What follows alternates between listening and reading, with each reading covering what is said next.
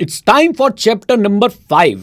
Sir बहुत बड़ा chapter है। अरे चिंता मत करो, कवर करा रहा हूँ रिवीजन वीडियो में बहुत आसानी से। आप लोगों ने क्या करना है, हिट दैट लाइक बटन और चैनल पर नए तो सब्सक्राइब करो। एसएम के प्लेलिस्ट को चेकआउट करो, एसएम के फ्री रिसोर्सेज को चेकआउट करो और एंजॉय करो।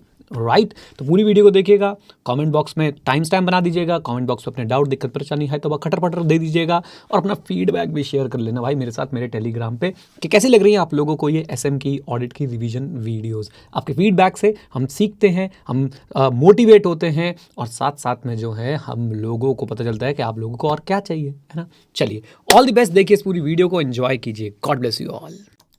लो जी लो, हम लोगों ने बच्चों शुरू किया है चैप्टर नंबर 5। चैप्टर नंबर 5 के अंदर बहुत ही अच्छे अच्छे प्यारे प्यारे टॉपिक हैं बच्चों। सबसे पहले मैंने आपको चैप्टर नंबर 5 में बताया कि आपको पढ़ाया जाएगा स्ट्रैटेजिक मैनेजमेंट प्रोसेस। फिर उस प्रोसेस को समझने के लिए आपको पढ़ना पड़ेगा एक स्ट्रैटेजिक मैनेजमेंट मॉडल। प्रोसेस बच्चों मेरे हिसाब से एक ओकेश टॉपिक है, कोई बहुत ज़्यादा इंपॉर्टेंस नहीं रखता है, बेसिकली कनेक्टिंग टॉपिक है। ये आपको यहाँ ले जाता है मॉडल पे और मॉडल की स्टेजेस पे। ये बहुत ज़्यादा इंपॉर्टेंस रखेंगे आपके एग्जाम के लिए। ओके आइए तो देखिए ज़रा, स्ट्रैटेजिक मैनेजमेंट प्रोसेस के इंट्रोडक्शन में आपने क्या बोला कि भाई मेथोडिकल प्रोसेस है, इसमें intent, vision, mission, value, goals and objectives include होते हैं, थीम्स को एनालाइज करते हैं, स्ट्रैटेजिक प्लान करते हैं और की परफॉर्मेंस मेजर को भी हम लोग इसके अंदर इंक्लूड करके रखते हैं। ये कीवर्ड्स हमने क्लास में बहुत अच्छी तरह पढ़े और समझे हैं, मैंने क्विकली आपको यहाँ पे बता दी है। By chance strategic management process पर लिखने को कुछ आ जाए तो आप भी ये लिखेंगे कि एक मेथोडिकल प्रोसेस है, इसके अंदर intent, vision, mission, value, goals and objectives हैं, थीम्स को एनालाइज करते हैं, स्ट्रैटेजिक प्लानिंग करते हैं, की परफॉर्मेंस मेजर होते हैं। और कैसा है बच्चों, स्टैटिक या डायनेमिक? डायनेमिक है। एक चीज में बदलाव आएगा तो इस मॉडल के बहुत सारे, इस प्रोसेस के बहुत सारे स्टेप्स में फिर चेंज आ जाएगा। नेवर एंडिंग है, नेवर एंडिंग है। हम लोग इसको पढ़ सकते हैं, समझ सकते हैं एक मॉडल की मदद से। बेसिक टॉपिक 1 मिनट में रिवाइज, डन बोल दो। अब आ जाते हैं स्ट्रैटेजिक मैनेजमेंट मॉडल पे। स्ट्रैटेजिक मैनेजमेंट मॉडल में बच्चों सबसे पहले अपने दिमाग में डाल लो कि भाई 5 स्टेजेस होती हैं। कम ऑन, कितनी स्टेजेस होती हैं एवरीवन, कितनी स्टेजेस होती हैं? 5 स्टेजेस होती हैं। ये 5 स्टेजेस कौन कौन सी हैं? सबसे पहले बिना देखे बोलेंगे, बिना देखे बोलेंगे, चैट में शुरू हो जाओ। सबसे पहले विजन, मिशन, ऑब्जेक्टिव, ये तो कोई नहीं भूलता। कम ऑन, यस और नो। फिर बच्चों क्या करते हैं? एनालिसिस, एनालिसिस इन्वायरमेंट का और ऑर्गेनाइजेशन का, डन, यानी इंटरनल एंड एक्सटर्नल। फिर हम लोग क्या करेंगे? We are going to formulate the strategy, we are going to then next step implement the strategy and finally we are going to do strategic evaluation and control. Done, बोल दो हाँ के ना। 5 पॉइंट, वेरी सिंपल। क्या इनके अंदर का भी मसाला हमने पढ़ा है? बिल्कुल बेटा, उसी में तो टाइम लगा है, नहीं तो 5 पॉइंट याद करने में तो कोई दिक्कत ही नहीं थी। सबसे पहले विजन ऑब्जेक्टिव में कोई खास बात नहीं, हम लोग पहले के चैप्टर में पढ़ चुके हैं। आपको अपना डायरेक्शनल पाथ चूज करना है, राइट। कैसे आप अपनी मार्केट पोजीशन और फ्यूचर प्रोस्पेक्ट को सुधार सकते हैं, इसके लिए आप लोग इंटेंट, विजन, मिशन और ऑब्जेक्टिव बनाते हैं। डायरेक्शनल पाथ चूज करना है, कैसे आप अपनी मार्केट पोजीशन और फ्यूचर प्रोस्पेक्ट सुधार सकते हैं, इसके लिए आप लोगों को इंटेंट, विजन, मिशन और ऑब्जेक्टिव जो है वो चूज करने हैं। इन्वायरमेंटल एंड ऑर्गेनाइजेशनल एनालिसिस, ये भी बहुत आसान था। कौन सा फेज है? डॉक्टर वाला कौन सा फेज है? जल्दी बोलो बेटा। डायग्नोस्टिक फेज है। इन्वायरमेंटल स्कैनिंग, ऑर्गेनाइजेशनल एनालिसिस हम लोग इसमें करते हैं। हम लोग क्या करेंगे? एलिमेंट्स ऑफ एनवायरमेंट को एनालाइज करेंगे। बहुत आसान, यहां से क्यों पढ़ते हो? अपने दिमाग में लगा लो बच्चों, हमने क्या पढ़ा था। हम लोग क्या करेंगे? स्ट्रेंथ और वीकनेस जानेंगे, अपॉर्चुनिटी और थ्रेट जानेंगे और स्ट्रेंथ और वीकनेस को अपॉर्चुनिटी और थ्रेट से मिला देंगे। सिंपल। डायग्नोस्टिक फेज है, स्कैनिंग करते हैं, एनालिसिस करते हैं। डायग्नोस्टिक फेज है, स्कैनिंग करते हैं, एनालिसिस करते हैं। हम लोग क्या करेंगे? इन्वायरमेंट को देखेंगे और उसके अंदर अपॉर्चुनिटी और थ्रेट निकालेंगे, अपनी स्ट्रेंथ और वीकनेस निकालेंगे और हम लोग कोशिश करेंगे कौन सी स्ट्रेंथ और वीकनेस कैसे अपॉर्चुनिटी और थ्रेट से मैच की जा सकती है। डन, आ जाओ नेक्स्ट पॉइंट पे चलते बच्चों। नेक्स्ट पॉइंट हमारे पास क्या आता है? Formulating. Come on, formulating what? Strategy. इस फॉर्मुलेटिंग स्ट्रैटेजी वाले फेज में हम लोगों ने क्या क्या किया था? हम लोगों के पास जो स्ट्रेंथ और वीकनेस निकल के आ रही थी, अपॉर्चुनिटी और थ्रेट निकल के आ रही थी, हम लोग उसके बेसिस पे स्ट्रैटेजिक ऑल्टरनेटिव को डेवलप करेंगे और डेवलप ही नहीं करेंगे, उनको डीपली एनालाइज करेंगे और एक को चूज कर लेंगे, वो हमारी क्या बन जाएगी? स्ट्रैटेजी बन जाएगी। ऑल्टरनेटिव्स को डेवलप करेंगे, ऑल्टरनेटिव्स को एनालाइज करेंगे, वन ऑफ द ऑल्टरनेटिव्स को चूज कर लेंगे, that will be termed as our strategy. Okay, अच्छा, फिर आगे सिर्फ ये बता रखा था कि भाई एक कंपनी के पास बहुत सारे ऑल्टरनेटिव अवेलेबल हो सकते हैं, इसको ज़्यादा रटने की जरूरत है नहीं, आपको पता है ऑल्टरनेटिव्स क्या हो सकते हैं। मैं कह रहा हूँ सारी बातें छोड़ दो। प्रोडक्ट डेवलपमेंट हो सकता है, मार्केट पेनिट्रेशन हो सकता है, मार्केट डेवलपमेंट हो सकता है, डाइवर्सिफिकेशन हो सकती है। डाइवर्सिफिकेशन आपकी 2 तरीके से हो सकती है। इंटेंसिफिकेशन, आपकी डाइवर्सिफिकेशन जो है वो इंटरनल हो सकती है, एक्सटर्नल हो सकती है। इंटरनल में आपकी डाइवर्सिफिकेशन जो है बेटा वो कितने तरीके से हो सकती है? आपके पास जो है रिलेटेड हो सकती है और आपकी अनरिलेटेड हो सकती है। रिलेटेड में आती है कॉन्सेंट्रिक, कॉन्सेंट्रिक में आती है वर्टिकल, हॉरिजॉन्टल, वर्टिकल में आती है फॉरवर्ड एंड बैकवर्ड। क्या बोलती पब्लिक? कॉन्ग्लोमरेट होती है अनरिलेटेड। एक ऑटोमोबाइल मैन्युफैक्चर जब डेयरी फार्मिंग के अंदर चला जाए उसे हम लोग बोलते हैं कॉन्ग्लोमरेट। क्या बोलती पब्लिक? कम ऑन, बोल दो हाँ के ना। बोल दो, आ जाओ जी। ऐसे बच्चों आप क्या एग्जांपल्स दे के आ सकते हैं? बिल्कुल दे के आ सकते हैं, कोई टेंशन की बात नहीं है। इसलिए मैंने इस पे ज़्यादा आपको ध्यान नहीं लगवाया, रट्टा रट्टा लगवाने की मैंने आपको यहाँ पे कोशिश नहीं करी है। बस याद रखिए कि एक कंपनी के पास एक ही ऑल्टरनेटिव होता है या बहुत सारे ऑल्टरनेटिव्स अवेलेबल होते हैं at any given point of time. बहुत सारे ऑल्टरनेटिव्स जो है वो अवेलेबल होते हैं और आप कोई भी 4-5 ऑल्टरनेटिव जो है वो समझा के यहाँ पे आ सकते हैं। जैसे कि हो सकता है आप स्टेबिलिटी फॉलो करना चाह रहे हो सकता है आप ग्रोथ का पार्ट फॉलो करना चाह रहे हो। अब हो सकता है कि ग्रोथ आप लोग रिलेटेड में करें या अनरिलेटेड में करें, या फिर आप लोग जो है हो सकता है रिट्रेंचमेंट भी फॉलो करना चाह रहे हो, आप लोग एग्जिट भी ले सकते हैं बिजनेस से। डन। इसके बाद नेक्स्ट पॉइंट आता है बच्चों इंप्लीमेंटेशन ऑफ स्ट्रेटजी। आएगा आएगा आएगा ट्रिपल ए नागिन दिलजीत, यानी कि पंचतारा क्वेश्चन है बच्चों, एग्जाम में बहुत बार आ चुका है। जो बच्चा तैयार नहीं करके जाएगा वो एग्जाम में पछताएगा, जो तैयार करके जाएगा वो पास हो जाएगा। आ जाओ, फिर इसके बारे में कुछ कीवर्ड्स बोलता हूं। ऑपरेशन ओरिएंटेड है, डिमांडिंग है, टाइम कंज्यूमिंग है, प्लान्स को एक्शन में कन्वर्ट करते हैं। 3 बातें, ऑपरेशन ओरिएंटेड है, डिमांडिंग है, टाइम कंज्यूमिंग है, प्लान्स को एक्शन में कन्वर्ट किया जाता है। क्वेश्चन क्या पूछेंगे? प्रिंसिपल एस्पेक्ट बता दो। क्या एक बार आप लोग चैट में मुझे बता सकते हो बच्चों पैटर्न के साथ? जब भी स्ट्रैटेजी इंप्लीमेंट करनी होगी क्या चाहिए? बजट। बजट के साथ क्या चाहिए? स्टाफिंग। नीचे आ जाओ, मोटिवेशन, कल्चर, लीडरशिप। ऊपर चलो, ऊपर चलो, क्या चाहिए बच्चों में? Policy and procedure, best industry practice and information system. याद है सब? बोल पा रहे थे साथ साथ? पैटर्न बना के, चंक्स बना के मैंने आपको याद करा दिया है, कोई टेंशन की बात नहीं है। क्या बच्चों हमने एक एक लाइन पे डिस्कशन भी कर लिया था क्लास में? बिल्कुल कर लिया था। जैसे कि बच्चों सबसे पहले याद रखिए, आपको सबसे पहले बजट्स बनाना पड़ेगा रिसोर्सेज का, फिर आपको स्टाफिंग में स्किल्स और एक्सपर्टीज और कॉम्पिटिटिव और कॉम्पिटेंस वाले लोग चाहिए। फिर आपको ध्यान रखना है कि जो आपकी पॉलिसीज और ऑपरेटिंग प्रोसीजर्स हैं वो फैसिलिटेट करें रादर देन इम्पीड करें। फैसिलिटेट करें रादर देन इम्पीड। इम्पीड मतलब रुकावट नहीं पैदा करें, फैसिलिटेट मतलब वो उसको smoothly effective and efficiency of operation में हेल्प करें। फिर आप बेस्ट नोन प्रैक्टिसेस देखें कि बेस्ट नोन प्रैक्टिसेस क्या है अपने कोर बिजनेस की, उनको फॉलो करें। अच्छा इंफॉर्मेशन सिस्टम और ऑपरेटिंग सिस्टम लगाएं जिससे कंपनी के पर्सनल अपने टास्क को इफेक्टिवली कंप्लीट कर पाएं। मोटिवेट करें लोगों को, मोटिवेट करें लोगों को अपने टारगेट अचीव करने के लिए। अच्छा कल्चर और वर्क क्लाइमेट बनाएं और साथ साथ में इंटरनल लीडरशिप पे फोकस करें ताकि आप लोग जो है वो क्या कर पाएं? इंप्लीमेंट कर पाएं अपनी स्ट्रैटेजी को और आगे मूव करते रहें। देन ये पॉइंट मैंने आपको बोला था कि रिवीजन वीडियो में इंक्लूड कर दूंगा। देखिए स्ट्रैटेजी एग्जीक्यूशन में क्या करना होता है, आपको फिट्स करने होते हैं। What is fits? आपको अच्छे मैच बनाने होते हैं। मैच किसमें? स्ट्रैटेजी और आपकी कैपेबिलिटी। स्ट्रैटेजी और रिवॉर्ड स्ट्रक्चर, मतलब रिवॉर्ड स्ट्रक्चर जैसे incentive, salary, commission, bonus etcetera. Strategy and internal operating system, strategy and organisational work climate and culture. In short आपको स्ट्रैटेजी के साथ मैच करनी है इन बातों को, तभी आप अच्छी स्ट्रैटेजी इंप्लीमेंटेशन कर पाएंगे। Capability, structure, system, climate and culture. ये क्वेश्चन एज सच नहीं पूछा गया एग्जाम में, लेकिन ये क्वेश्चन बच्चों बहुत इंपॉर्टेंट है, बार बार लगातार एग्जाम में आता रहता है। आइए फाइनल स्टेज हमारे पास क्या आती है? Come on tell me. Strategic evaluation and control. हाँ जी, स्ट्रैटेजिक इवैल्यूएशन एंड कंट्रोल। इस स्टेज में हम लोग क्या करते हैं? कीवर्ड, हम लोग इवैल्यूएट करते हैं परफॉर्मेंस को, हम लोग देखते हैं न्यू एक्सटर्नल डेवलपमेंट का क्या इंपैक्ट आ रहा है और हम लोग करेक्टिव एडजस्टमेंट करते हैं। इन्वायरमेंट को इवैल्यूएट करेंगे, एक्सटर्नल डेवलपमेंट का क्या इंपैक्ट आ रहा है और करेक्टिव एडजस्टमेंट करेंगे। कई बार सिर्फ फाइन ट्यूनिंग से काम चल जाता है, कई बार we need to question the appropriateness of our direction and strategy. Right? कब? जब डिसरप्टिव चेंजेस आ रहे होते हैं। ये वर्ड याद रखिएगा बच्चों, डिसरप्टिव जब चेंजेस आते हैं तो हमें क्या करना पड़ता है? वी नीड टू चेक कि भाई हमारी जो डायरेक्शन है उसकी एप्रोप्रिएटनेस सही है नहीं, उसकी स्ट्रैटेजी जो है, स्ट्रैटेजी की डायरेक्शन जो है वो सही है नहीं, स्ट्रैटेजी सही है नहीं। ये चीज़ें हमें चेक करनी पड़ती हैं जब डिसरप्टिव चेंजेस आते हैं। डन? बोल दो हाँ के ना? चलो जी, ओके, टाटा बाय बाय। चलिए जी, तो अब हम लोग चैप्टर 5 के पार्ट नंबर 2 की रिवीजन कर लेते हैं जल्दी से। हम बच्चों आज देखेंगे कि कॉर्पोरेट स्ट्रैटेजी क्या होती है। कॉर्पोरेट स्ट्रैटेजी गेम प्लान है, किसके लिए? सक्सेस के लिए। कम ऑन, किसके लिए? सक्सेस के लिए। कॉर्पोरेट स्ट्रैटेजी आउटपुट होता है बच्चों किसका? स्ट्रैटेजिक प्लानिंग का। कॉर्पोरेट स्ट्रैटेजी में हम लोग रखते हैं long term vision and goals and हम लोग देखते हैं हाउ टू अचीव देम। मेरे साथ साथ बच्चों फिर से देखो, 22 सेकंड में पूरी definition revise. Game plan for success, result of strategic planning, long term vision and goals and how to achieve them. चलिए नेक्स्ट पे चलते हैं। स्ट्रैटेजिक प्लानिंग बच्चों, इसके तो हमने यहाँ पे शॉर्ट नोट्स बनाए थे। स्ट्रैटेजिक प्लानिंग के अगर आपको बारे में लिखना पड़ जाए तो याद रखिए, it defines the direction of the company. कौन करता है स्ट्रैटेजिक प्लानिंग? Senior management. किसको इवैल्यूएट करते हैं? स्वॉट को इवैल्यूएट करते हैं, स्ट्रेंथ, वीकनेस, अपॉर्चुनिटी। हाँ जी, स्ट्रेंथ, वीकनेस, अपॉर्चुनिटी, थ्रेट। याद आ रही है बातें? बोलो, आ जाओ।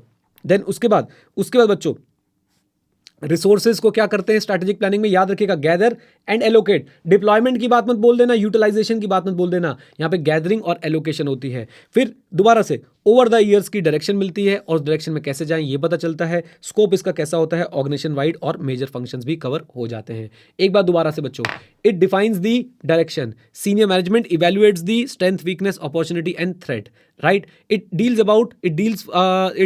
With resources. रिसोर्सेज में दो बातें क्या क्या बच्चों, गैदरिंग कहाँ से आएंगे, एलोकेट कहाँ कहाँ जाएंगे, ओके। देन उसके बाद ओवर द ईयर कहाँ डायरेक्शन मिलेगी और साथ साथ में how to go in that direction. Then scope में आपके ऑर्गेनाइजेशन वाइड और मेजर फंक्शन भी कवर हो जाते हैं। Now let's talk about operational planning. Again ICI ने बहुत फैलाया था, मैंने बहुत प्यार प्यार से बच्चों समेट के आपके लिए लिख दिया है। ऑपरेशनल प्लानिंग क्या होती है, कौन करता है, middle and lower level management करते हैं। It deals with resource utilisation. और अगर ये भूल भी जाओ बच्चों तो आपको मैं 5 पॉइंट्स दे सकता हूं ऑपरेशनल प्लानिंग के, कहां से उठा के, डिफरेंस बिटवीन से उठा के। याद आ रही है बातें, याद आ रही है बातें, कम ऑन। सबसे पहला पॉइंट रिसोर्सेज का, यहां पे रिसोर्स को अरेंज करना है, गैदर करना है, वहां पे रिसोर्सेज को डिप्लॉय करना है। दूसरा पॉइंट बच्चों, दूसरा पॉइंट जरा मेरे साथ, यहां पे हम लोग क्या करते हैं, इन्वायरमेंटल वेरिएबल्स। याद है बाईजूस का एग्जांपल, यहां पे क्या चलता है, टैक्टेक टैक्टेक टैक्टेक टैक्टेक, डन। यहां पे हम लोग इन्वायरमेंटल वेरिएबल्स की बात करते हैं, यहां पे टैक्टिक्स की बात करते हैं। इधर आ जाओ, ओवरऑल। अच्छा, इसके बाद यहां पे आ जाओ, ये लॉन्ग टर्म है, ये शॉर्ट टर्म है, ये सीनियर मैनेजमेंट है और ये फंक्शनल मैनेजमेंट है। कम ऑन, बोल दो हाँ कहना, आ जाओ। अनुज कह रहा है सर मैं सगाई में हूं लेकिन फिर भी क्लास अटेंड कर रहा हूं। यही तो बच्चों प्यार है। सोचो वहां पे गाना चल रहा है, आज है सगाई सुन लड़की के भाई। स्ट्रैटेजिक मैनेजमेंट में आपको देखने को मिलेगी जी कॉर्पोरेट स्ट्रैटेजी, और साथ में आपको देखने को मिलेगी स्ट्रैटेजिक प्लानिंग और ऑपरेशनल प्लानिंग। जी हाँ, बताइए बच्चों, सगाई में जो हो रहा है वो स्ट्रैटेजिक प्लानिंग है कि ऑपरेशनल प्लानिंग है? बेटा वो स्ट्रैटेजिक प्लानिंग है, लॉन्ग टर्म है। लॉन्ग टर्म बोलिए क्या है, लॉन्ग टर्म। किसने डिसीजन लिया होगा बेटा, सीनियर मैनेजमेंट ने डिसीजन लिया होगा, बोल दो हाँ कहना, है ना। लेकिन मेहंदी किससे लगवाएंगे, वो क्या है बेटा, शॉर्ट टर्म है, डे टू डे की बातें हैं। अपने जूनियर लेवल मैनेजमेंट को बोल देंगे डिसाइड कर लो किससे लगवानी है मेहंदी। आ जाओ प्लीज, आओ बच्चों। फिर से एक बार डिफरेंस बिटवीन, साथ देना, जरा साथ देना बच्चों। सबसे पहला रिसोर्सेज पे खेल लो, उसके बाद बच्चों आप किस पे खेल सकते हो, इन्वायरमेंटल वेरिएबल और टैक्टिक्स पे। फिर लॉन्ग टर्म शॉर्ट टर्म पे खेल लो, सीनियर मैनेजमेंट, और किस पे खेल सकते हो जल्दी बताओ, ऑपरेशनल प्लानिंग फंक्शनल मैनेजर्स का काम होता है। फिर कोई भी इसमें से जो आपको अच्छा लग रहा हो वो आप बात कर सकते हैं। होलिस्टिक व्यू उठा लो और करंट ऑपरेशंस। बस 5 पॉइंट याद रख लोगे, जल्दी बोल दो, जल्दी बोलो, आ जाओ जी। देन इसके बाद जरा चलते हैं और देखने की कोशिश करते हैं। अब हमारे पास बच्चों क्या टॉपिक आया, हमारे पास टॉपिक आता है अनसर्टेनिटी वाला, स्ट्रैटेजिक अनसर्टेनिटी वाला। तुम्हारे भाई ने मेहनत करके बनाए हैं नोट्स। और स्ट्रैटेजिक अनसर्टेनिटी में बच्चों सबसे पहले क्या, स्ट्रैटेजिक अनसर्टेनिटी है क्या, अनप्रिडिक्टेबिलिटी है। किसकी वजह से आ रही है, चेंजेस की वजह से। कहां हो रहे हैं चेंजेस, टेक्नोलॉजिकल एनवायरनमेंट में, कॉम्पिटिशन में, और साथ साथ में बच्चों आपके लॉ एंड रेगुलेशन में। टेक्नोलॉजी में, कंपटीशन में, लॉ और रेगुलेशन में। फिर से स्ट्रैटेजिक अनसर्टेनिटी है क्या, अनप्रिडिक्टेबिलिटी। किसकी वजह से आ रही है, चेंजेस की वजह से। कहां हो रहे हैं चेंजेस, टेक्नोलॉजी में, कंपटीशन में, लॉ में, डन। बोल दो हाँ कहना। थर्ड पॉइंट बच्चों जो हमने क्लास में कवर नहीं किया था, अब आप समझ गए मैंने कवर क्यों नहीं किया था, क्योंकि हमें एक टॉपिक पढ़ाया जाएगा strategies of dealing with strategic uncertainty. वही पॉइंट सारे यहाँ पे आ गए हैं कि एक अच्छी मैनेजमेंट कैसे जो है वो डील करेगी स्ट्रैटेजिक अनसर्टेनिटी से। तो कैसे डील करेगी, याद करो बेटा, अनसर्टेनिटी के केस में एफडी और बिल्डिंग, एफडी को मॉनिटर, बिल्डिंग विद कोलैबोरेशन। याद आ रही है, याद आ रही है। एफ से क्या था बच्चों, एफ से क्या था, फ्लेक्सिबिलिटी। डी से क्या था, डाइवर्सिफिकेशन। तो आप एग्जैक्टली वो लाइनें क्या यहाँ पे लिख के आ सकते हैं, बोल दीजिए हाँ के ना थर्ड वाले पॉइंट में। आप समझ में आ गया, पक्का पक्का बोल दो, आ जाओ। देन उसके बाद बच्चों, उसके बाद फोर्थ लाइन क्या था कि अगर अनसर्टेनिटीज को आपको अच्छे से डील करना है तो अनसर्टेनिटीज को क्लस्टर्स में कन्वर्ट कर लो, लॉजिकल क्लस्टर्स में। और फिर क्या करोगे, फिर आप लोग क्लस्टर्स को प्रायोरिटाइज कर लो कि सबसे पहले प्रायोरिटी किसको देनी है। First convert them into logical cluster and then prioritise the cluster. बोलो भारत माता की जय। ओके, आ जाओ। देन उसके बाद impact of strategic business, strategic uncertainty on business. पहले मुझे बताओ क्या इंपैक्ट आता है, बिल्कुल आता है। सिर्फ करंट वाले पे नहीं बेटा, करंट पे भी आता है, प्रपोज पे भी आता है, पोटेंशियल पे भी आता है। करंट पे भी आता है, प्रपोज पे भी आता है, पोटेंशियल पे भी आता है, पेट्रोल वाली गाड़ियों पे भी आता है, ईवी पे भी आता है, और जो आप ईवी इंफ्रास्ट्रक्चर के बिजनेस में जाना चाह रहे थे उसमें भी आता है। इंपैक्ट बिजनेस की सिग्निफिकेंस पे डिपेंड करता है कि जिस बिजनेस पे वो इंपैक्ट ला रहा है वो बिजनेस कितना सिग्निफिकेंट था, और सिग्निफिकेंस आपके रेवेन्यू और प्रॉफिट पे डिपेंड करता है। लेकिन याद रखिएगा आपको पोटेंशियल ग्रोथ को भी माइंड में रखना चाहिए इंपैक्ट को असली में असेस करते समय। क्या बोलती पब्लिक, बोलिए। इम्पैक्ट आता है करंट प्रपोज पोटेंशियल पे, इम्पैक्ट जो है बिजनेस की सिग्निफिकेंस पे डिपेंड करता है, बिजनेस की सिग्निफिकेंस, जी हाँ भाई और बहनों, बिजनेस की सिग्निफिकेंस प्रॉफिट पे, उसकी सेल्स पे, रेवेन्यू एक्सेट्रा पे डिपेंड करती है, लेकिन पोटेंशियल ग्रोथ को भी माइंड में रख के चलना चाहिए। इस एग्जाम में बच्चों आपको अगर 5 नंबर का क्वेश्चन दिख जाए तो एक बार दिल से मुझे थैंक यू बोल दीजिएगा। बहुत ज्यादा चांसेस है इस क्वेश्चन के आपके एग्जाम में आने के। What are the strategies that should be used by an organisation to deal with strategic uncertainty. और याद रखिए बच्चों, अनसर्टेनिटी के माहौल में कौन सी एसेट क्लास है जो काम आती है? एफडी और बिल्डिंग। एफडी और बिल्डिंग, एफडी को मॉनिटर करना, बिल्डिंग को कोलैबोरेशन में बनाना। एफ से हो गया फ्लेक्सिबिलिटी, डी से हो गया डाइवर्सिफिकेशन, फिर हो गया मॉनिटरिंग, फिर हो गया आपके पास बिल्डिंग, और बिल्डिंग में बच्चों याद रखें क्या? कोलैबोरेशन। आइए समझ भी लेते हैं। तो भाई अगर आपको स्ट्रैटेजिक अनसर्टेनिटी को झेलना है, अपने आप को फ्लेक्सिबल बनाएं, अपनी बिजनेस को डाइवर्सिफाई करें और मॉनिटरिंग एंड सिनेरियो प्लानिंग करते रहें। मॉनिटरिंग एंड सिनेरियो प्लानिंग, की चेंजेस को मॉनिटर। सिनेरियो प्लानिंग बोले तो अगर ऐसा हुआ तो मैं क्या करूंगा, scenario planning. Okay. Building resilience, resilience मतलब बाउंस बैक करने की क्षमता को, बाउंस बैक जल्दी करें, बाउंस बैक जरूर करें और बाउंस बैक जल्दी करें। Come on, I can, I will bounce back, right बेटा, याद रखोगे इसको, आ जाओ। और उसके बाद आखिरी पॉइंट क्या है? कोलैबोरेशन एंड पार्टनरशिप करते रहें ताकि आपका रिस्क जो है थोड़ा सा शेयर हो जाए, रिसोर्सेज भी थोड़े से शेयर हो जाए। बोलो भारत माता की जय, बोलो सबकी माता की जय बच्चों, जय। चलो भाई चलो, ये हो गया हमारा आज का कार्यक्रम कंप्लीट। अब बच्चों हमारे पास नेक्स्ट लेक्चर के लिए क्या होगा? Strategy implementation. डन। इंप्लीमेंटेशन खत्म होगी तो बेटा नेक्स्ट टॉपिक शुरू होगा जिसे हम बोलते हैं स्ट्रेटेजिक चेंज, यानी कि बदलाव। और बदलाव बच्चों एक बहुत इंपॉर्टेंट टॉपिक होने वाला है। उसके बाद हम लोग करेंगे एक नया टॉपिक आईसी ने ऐड किया है, डिजिटल ट्रांसफॉर्मेशन। डिजिटल ट्रांसफॉर्मेशन के बाद ऑर्गेनाइजेशनल फ्रेमवर्क, ये भी नया ऐड हुआ है। फिर बच्चों हम लोग स्ट्रक्चर्स की बात करते जाएंगे, बहुत सारे तरह के स्ट्रक्चर्स। आपका जो चैप्टर 1 के एक टॉपिक बचा हुआ है ना, वो भी हम लोग करवाएंगे आपको बहुत बड़े तरीके से। एंड देन उसके बाद बच्चों हम आ जाएंगे ऑर्गेनाइजेशनल कल्चर। कल्चर के बाद बच्चों आएगा लीडरशिप, लीडरशिप के बाद आएगा कंट्रोल, कंट्रोल के बाद बच्चों हो जाएगा चैप्टर टाटा bye bye see you later alligator. लेकिन उससे पहले बच्चों एक नया टॉपिक ऐड कर दिया है, स्ट्रैटेजिक परफॉर्मेंस मेजर्स, एंड फिर हो जाएगा चैप्टर खत्म। ओके चलिए जी, तो आज बच्चों हम लोग क्या रिवाइज करने वाले हैं? Strategy implementation. सबसे पहले बेसिक ओवरव्यू, स्ट्रैटेजी इंप्लीमेंटेशन होता क्या है? Putting strategy into action, converting decision into action. इसके अंदर 4 चीजें मेनली इन्वॉल्व होगी। रिसोर्सेज को एलोकेट करना, स्ट्रक्चर को एडजस्ट करना, पर्सनल को ट्रेन करना और एप्रोप्रिएट सिस्टम बनाना। पहले बच्चों सारी बातें बताओ। Putting strategy into action, putting decision into action. 4 चीजें क्या क्या है? Resources, structure, personal, system. Come on, resources, structure, personal, systems. एक बार और, resources, structure, personal, systems. Okay, resources को एलोकेट करेंगे, स्ट्रक्चर को एडजस्ट करेंगे, पर्सनल को ट्रेन करेंगे और एप्रोप्रिएट सिस्टम्स बनाएंगे। Now the most important question for your exam is difference between strategy formulation and implementation. I hope ये हर किसी बच्चे को अच्छे से याद है। AEIOU, AEIOU, मेरे तो मन से रीपरफॉर्म निकलने वाला था, रोक लिया मैंने अपने आप को। AEIOU और नेक्स्ट क्या हमारे पास? PPE, right. तो ए से क्या है बच्चों, मेरे साथ साथ बोलना। ए से क्या है? Action. Formulation is before the action, implementation is during the action. Effectiveness and efficiency, काफी बच्चों चर्चा करी हमने क्लास में इस बात के ऊपर। फॉर्मुलेशन किससे डील करती है? इफेक्टिवनेस से डील करती है। और आपकी इंप्लीमेंटेशन किससे डील करती है? एफिशिएंसी से डील करती है। इफेक्टिवनेस मतलब getting the desired results, efficiency मतलब optimum utilisation of the resources, getting the results in the minimum possible resources. And always remember, effectiveness is essential for survival, efficiency does not ensure survival. Is that clear? याद रखेंगे बातें, आ जाओ जी।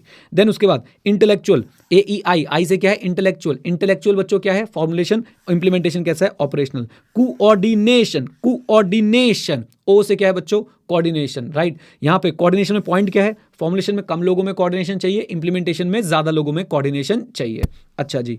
Intuitive and motivational, ये हो गए skills. Intuitive, you, okay, AEIOU। Intuitive skills कहां पे चाहिए? कम ऑन टेल मी, जल्दी बता दो बेटा। फॉर्मुलेशन में। और मोटिवेशनल स्किल्स कहां पे चाहिए? Come on tell me, implementation के अंदर चाहिए। डन, आ जाओ। देन उसके बाद precedes and follow, precedes and follow. सबसे पहले फॉर्मुलेशन आती है, उसके बाद उसको फॉलो करती है स्ट्रैटेजी इंप्लीमेंटेशन। फिर एक और पी पे आ जाओ, प्लानिंग, डिसीजन मेकिंग, ये कहां पे है? फॉर्मुलेशन में। इंप्लीमेंटेशन में बच्चों इंप्लीमेंटेशन है। वाह, हाँ जी। इंप्लीमेंटेशन में क्या है? इंप्लीमेंटेशन है। एंटरप्रेन्योरल वर्सेस एडमिनिस्ट्रेटिव, फॉर्मुलेशन क्या है? एंटरप्रेन्योरल है, और बच्चों इंप्लीमेंटेशन क्या है? एडमिनिस्ट्रेटिव है। Is that clear? बोलिए हाँ के ना, आ जाओ। देन इसके बाद क्या बच्चों फॉर्मुलेशन और इंप्लीमेंटेशन के बीच में लिंकेज एग्जिस्ट करते हैं? Answer is yes. डिवीजन सिर्फ किस लिए की गई है? स्टडी के लिए की गई है। रियल लाइफ में ये लोग क्या है? इंटरट्वाइंड है। 2 तरह के लिंकेज होते हैं। एक होता है फॉर्मुलेशन का इंप्लीमेंटेशन पे इंपैक्ट, उसे बोलते हैं हम लोग क्या? उसे बोलते हैं बच्चों हम लोग फॉरवर्ड लिंकेज। एक होता है इम्प्लीमेंटेशन का फॉर्मुलेशन पे इम्पैक्ट, उसे हम लोग क्या बोलते हैं, बैकवर्ड लिंकेज बोलते हैं। Is that clear? बोलिए हाँ के ना, कम ऑन। अच्छा जी, इधर देखिए बच्चों, इधर देखिए जरा, स्ट्रक्चर, स्ट्रैटेजी का इंपैक्ट स्ट्रक्चर पे आना, फॉरवर्ड लिंकेज। स्ट्रैटेजी का इंपैक्ट लीडरशिप पे आना, फॉरवर्ड लिंकेज। आपके पास जो गिवन रिसोर्सेज हैं, आपके पास जो गिवन रिसोर्सेज हैं उनके हिसाब से स्ट्रैटेजी बनाना, उनके हिसाब से स्ट्रैटेजी बनवाना, दिस इज बैकवर्ड लिंकेज। याद रखेंगे, गिवन रिसोर्सेज के हिसाब से स्ट्रैटेजी बनाना, बोल दो एवरीवन, ये क्या होता है बच्चों, बैकवर्ड लिंकेज। इजी इजी, आ जाइए। देन बैकवर्ड लिंकेज का मैंने आपको एग्जांपल भी दे दिया। एक कंपनी बहुत स्ट्रांग है किसमें, रिसर्च एंड डेवलपमेंट कैपेबिलिटी में, तो वो ज़्यादा इंक्लाइंड है towards pursuing innovative product development, तो ये क्या है, बैकवर्ड लिंकेज का एग्जांपल है। क्वेश्चन बैंक में से एग्जांपल लिया था, याद है, सुमन ने आर्टिस्ट को हायर किया था, डिजाइनर्स को हायर किया था एथनिक शूज़ के लिए, लेकिन उनके लेदर डिजाइन जो है वो ज़्यादा सक्सेसफुल होने लग गए, तो भाई साहब अब उन्होंने लेदर के अंदर ही एंट्री ले ली, लेदर प्रोडक्ट्स के अंदर ही एंट्री ले ली। इंप्लीमेंटेशन का इंपैक्ट फॉर्मुलेशन पे आ रहा है, बैकवर्ड चल रहा है। डन, आइए जी। देन ये बच्चों मैंने आपके लिए ज्ञान बढ़ाओ आंदोलन यहाँ पे कर रखा है, आप लोग इसको पढ़ सकते हैं, बट याद रखिएगा इफेक्टिवनेस और एफिशिएंसी से जब भी कुछ चूज करना पड़ जाए तो हम क्या चूज करते हैं, इफेक्टिवनेस को चूज करते हैं। इफेक्टिवनेस इज इंपॉर्टेंट और necessary for survival, efficiency is not necessary and even does not ensure your survival. Is that clear? आ जाइए। इसके बाद बच्चों हमारे पास जो है 2 मैट्रिक्स हैं, जल्दी आप लोगों को मैट्रिक्स जो है रिवीजन वीडियो से करा देता हूं। आइए मेरे साथ। सबसे पहले हमने फॉर्मुलेशन और इंप्लीमेंटेशन मैट्रिक्स देखा, इधर फॉर्मुलेशन रख दिया, इधर इंप्लीमेंटेशन रख दिया। 4 जो है इसके अंदर हमने सेल बना दिए, A B C D, square भी बोल सकते हो, सेल भी बोल सकते हो। यहाँ पे देखें, यहाँ पे क्या चल रहा है, यहाँ पे फॉर्मुलेशन बहुत अच्छी है, इंप्लीमेंटेशन जो है वो वीक है। हाँ जी, फॉर्मुलेशन बहुत अच्छी है और इंप्लीमेंटेशन जो है वो बहुत वीक है, तो आपको क्या करना है, आपको अपनी इंप्लीमेंटेशन सुधारनी है। बी में देखिए सब कुछ अच्छा चल रहा है, सबसे बढ़िया पोजीशन ये है कि फॉर्मुलेशन भी साउंड है और इंप्लीमेंटेशन एक्सीलेंट है। सी में देखिए बच्चों दोनों चीजें बहुत बुरी हैं, बिजनेस को आपको रीमॉडल करना पड़ेगा। डी में क्या चल रहा है, डी में आपकी फॉर्मुलेशन वीक है और आपकी इंप्लीमेंटेशन एक्सीलेंट है। यहां पे बच्चों आपको क्या करना पड़ेगा, अपनी नई स्ट्रैटेजीज जो है वो बनानी पड़ेंगी। क्विकली आपको कीवर्ड्स मार्क करा देता हूं, आइए जरा देखिए। स्क्वायर ए की अगर बात करता हूं, स्क्वायर ए में बच्चों क्या है, आप अच्छी कॉम्पिटिटिव स्ट्रैटेजी बना ली है लेकिन आप लोग इंप्लीमेंट नहीं कर पा रहे हैं। अच्छा, ये क्यों है? क्योंकि आपके पास एक्सपीरियंस की कमी है, रिसोर्सेज की कमी है, लीडरशिप की कमी है। आपको क्या करना चाहिए, आप अपनी स्क्वायर ए से स्क्वायर बी में शिफ्ट हुई, आपकी स्ट्रैटेजी अच्छी है, उसकी इंप्लीमेंटेशन सुधारिए, आप स्क्वायर बी में पहुंच जाएंगे। स्क्वायर बी क्या है बच्चों, आइडियल सिचुएशन है। यहाँ पे आपकी साउंड फॉर्मुलेशन है और बड़ी ज़बरदस्त जो है आपकी सक्सेसफुल इंप्लीमेंटेशन है। स्क्वायर डी की अगर मैं बात करता हूं बच्चों, तो यहाँ पे फॉर्मुलेशन फ्लॉड है, आपका एक्सीलेंट इंप्लीमेंट है, आपको अपनी स्ट्रैटेजी रीडिजाइन करनी चाहिए। स्क्वायर सी की अगर मैं बात करता हूं, तो कंपनीज ने क्या किया है, कंपनीज जो है अभी ना ही स्ट्रैटेजी फॉर्मुलेशन में सक्सीड कर पा रही है, ना ही इंप्लीमेंटेशन में, और यहाँ पे हो सकता है आपको अपना बिजनेस मॉडल ही क्या करना पड़ जाए, रीडिजाइन करना पड़ जाए। फिर इसी तरह की बच्चों एक और मैट्रिक्स दी है, principal combination of effectiveness and efficiency. यहाँ फॉर्मुलेशन, यहाँ ऑपरेशनल मैनेजमेंट। फॉर्मुलेशन की जगह पे आप लोग क्या वर्ड यूज कर सकते हैं बच्चों, इफेक्टिवनेस, और ऑपरेशनल मैनेजमेंट की जगह पे क्या वर्ड यूज कर सकते हैं, एफिशिएंसी। एग्जाम में फॉर्मुलेशन और ऑपरेशनल मैनेजमेंट ही यूज करके आइएगा, राइट। तो फॉर्मुलेशन को इफेक्टिव इनइफेक्टिव से आप लोग डिनोट कर रहे हैं और ऑपरेशनल को आप लोग एफिशिएंट और इनएफिशिएंट से आप लोग जो है वो क्या कर रहे हैं, डिनोट कर रहे हैं। ओके, अब इधर देखिए जरा ध्यान से, इफेक्टिव और ये एफिशिएंट, तो मतलब आपकी ऑर्गेनाइजेशन करेगी थ्राइव। ये इनइफेक्टिव और आपकी फॉर्मुलेशन इनइफेक्टिव है और इंप्लीमेंटेशन एफिशिएंट है, your organisation will die slowly, right. And याद रखिएगा 2 इज वर्स देन 3। 3 में क्या था, आपकी फॉर्मुलेशन जबरदस्त थी और आपकी एफिशिएंसी जो है वो इनएफिशिएंट थी। फिर से बच्चों यहां से एक बात प्रूव होती है कि इफेक्टिवनेस जिंदगी में बहुत ज्यादा जरूरी है। इफेक्टिवनेस आपका सर्वाइवल इंश्योर करती है, एफिशिएंसी आपका सर्वाइवल जो है इंश्योर नहीं करती है। ओके, तो 3 इज बेटर देन 2 और 2 इज वर्स देन 3, कुछ भी बोल लीजिए। 2, ये 4 वाला क्या है बच्चों, 4 वाला है आपका डाई क्विकली, यानी यहाँ पे फॉर्मुलेशन भी आपकी इनइफेक्टिव है और इंप्लीमेंटेशन भी आपकी इनएफिशिएंट है। Is that clear? बोलिए हाँ कहना, आ जाओ जी, लीजिए। इसके बाद बच्चों इन्हीं को सबको हमने एक्सप्लेन कर दिया था। सेल 1 में क्या चल रहा है, सेल 1 में बच्चों ऑर्गेनाइजेशन थ्राइव करेगी, 2 और 4 में वो पक्का डूम हो जाएगी। Cell 2 is a worse place than to be in cell 3।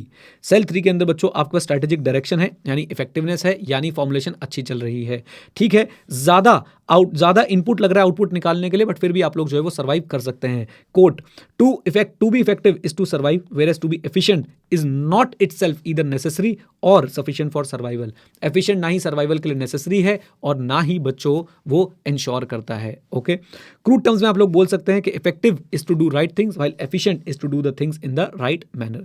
Successful formulation से क्या आपको गारंटी मिल जाएगी? नहीं, गारंटी तो नहीं मिलेगी बच्चों।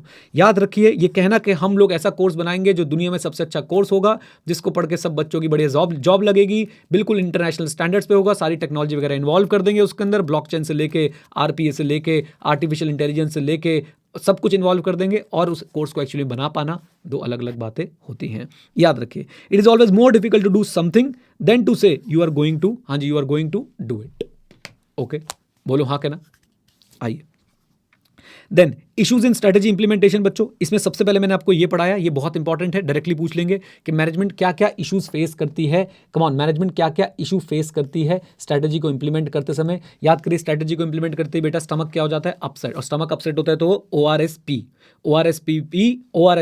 री इंजीनियरिंग कर, इंसेंटिव्स बढ़ा, रेजिस्टेंस दिखा। कम ऑन, बोलो हाँ के ना, बोल दो। और ये तो हमारे कल्चर में है, इसका हमने प्रोसेस बना रखा है, डाउनसाइजिंग कर दी जाती है। कम ऑन, डाउनसाइजिंग कर दी जाती है, और ये तो हमारे लिए बहुत अच्छा रिसोर्स है। हो गए सारे याद? समझा दिया था क्लास में, सारे पॉइंटर समझा दिए थे बच्चों। कोई भी आपसे इनकी एक्सप्लेनेशन नहीं पूछने वाला है। क्लास में जो डिस्कशन हुआ था that was more than sufficient. अब आपको सिर्फ पॉइंट रखने। ORSP, O से क्या था? ऑब्जेक्टिव, R से क्या था बच्चों? एलोकेशन ऑफ रिसोर्सेज, ORS से क्या है हमारे पास? स्ट्रक्चर, P से है पॉलिसीज। बाकी तो सारे वर्ड्स मैंने बोल ही दिए हैं साथ में आपके। फिर बाई चांस आपका मन करे कि ये वाला टॉपिक भी पढ़ना है, तो मेरे हिसाब से तो बच्चों जबरदस्ती का लेंथ बढ़ाने का आंदोलन था, बट कोई बात नहीं। स्ट्रैटेजी इंप्लीमेंटेशन में क्या क्या इश्यूज आते हैं वो सही पढ़ा है हमने। बाई चांस बच्चों आई से अगर ये कुछ हिंट देता है हमें कि भाई ये लिख देना, तो हम लोग इसकी बातें करने लग जाएंगे कि स्ट्रैटेजी को एक्टिवेट करना पड़ता है, प्लान्स बनाने पड़ते हैं, प्लान्स को प्रोग्राम में कन्वर्ट करो, प्रोग्राम को प्रोजेक्ट में कन्वर्ट करो, और प्रोजेक्ट्स की इंप्लीमेंटेशन के लिए चाहिए स्ट्रक्चर।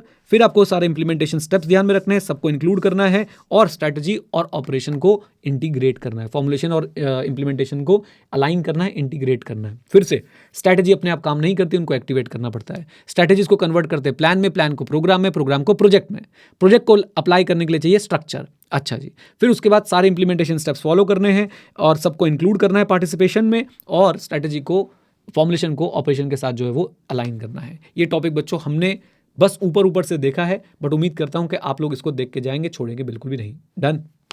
आ जाओ जी। चलिए, जाने से पहले एक बात है, अभी आपको बता रहा हूं, रुक के जाइएगा। All the best, God bless you, take care. चलिए जी, अब हम लोग करते हैं कार्यक्रम अपना स्टार्ट, और आज बच्चों हम लोग क्या पढ़ने वाले हैं? Strategic change. स्ट्रैटेजिक चेंज बहुत सिंपल था, बताइए, ये तो सबको याद होगा बच्चों। क्या ये सबको याद है पूरा का पूरा? बिना देखे बोलेंगे। स्ट्रैटेजिक चेंज क्या होता है? Changing the existing, bringing the new because of change in environment is known as strategic change. Easy process, complex process, जल्दी चैट में लिखो। इजी प्रोसेस, कॉम्प्लेक्स प्रोसेस, जल्दी बोलो। इजी और कॉम्प्लेक्स जल्दी चैट में लिखो। इट्स अ कॉम्प्लेक्स प्रोसेस, मेरे साथ, इट्स अ कॉम्प्लेक्स प्रोसेस। क्योंकि बेटा इसमें हमें क्या करना होता है? इसमें हमें नई स्ट्रेटेजीज डेवलप करनी है for new market, new product, new service and new ways of doing business. Okay, फिर हमारे पास बच्चों चेंज में दो टॉपिक हैं, एक स्टेप्स फॉर इनिशिएटिंग चेंज और एक Kurt Lewin process of implementing the change. हमने सबसे पहले कर्ट लुइन पढ़ा। कर्ट लुइन के अंदर 3 स्टेज आती हैं, unfreezing, changing to new situation and refreezing. Unfreezing बच्चों मेजर बात क्या है कि change should not come as a surprise. If it came as a surprise, socially destructive, morale lowering. Therefore, we should hold meetings. We should make announcement. Start with a clean slate. Is that clear? आइए, ये मैं आपको अपनी book से भी, जो मैंने notes बनाए थे वहां से भी पढ़ा देता हूँ। Don't worry at all. चलो मेरे साथ आ जाओ।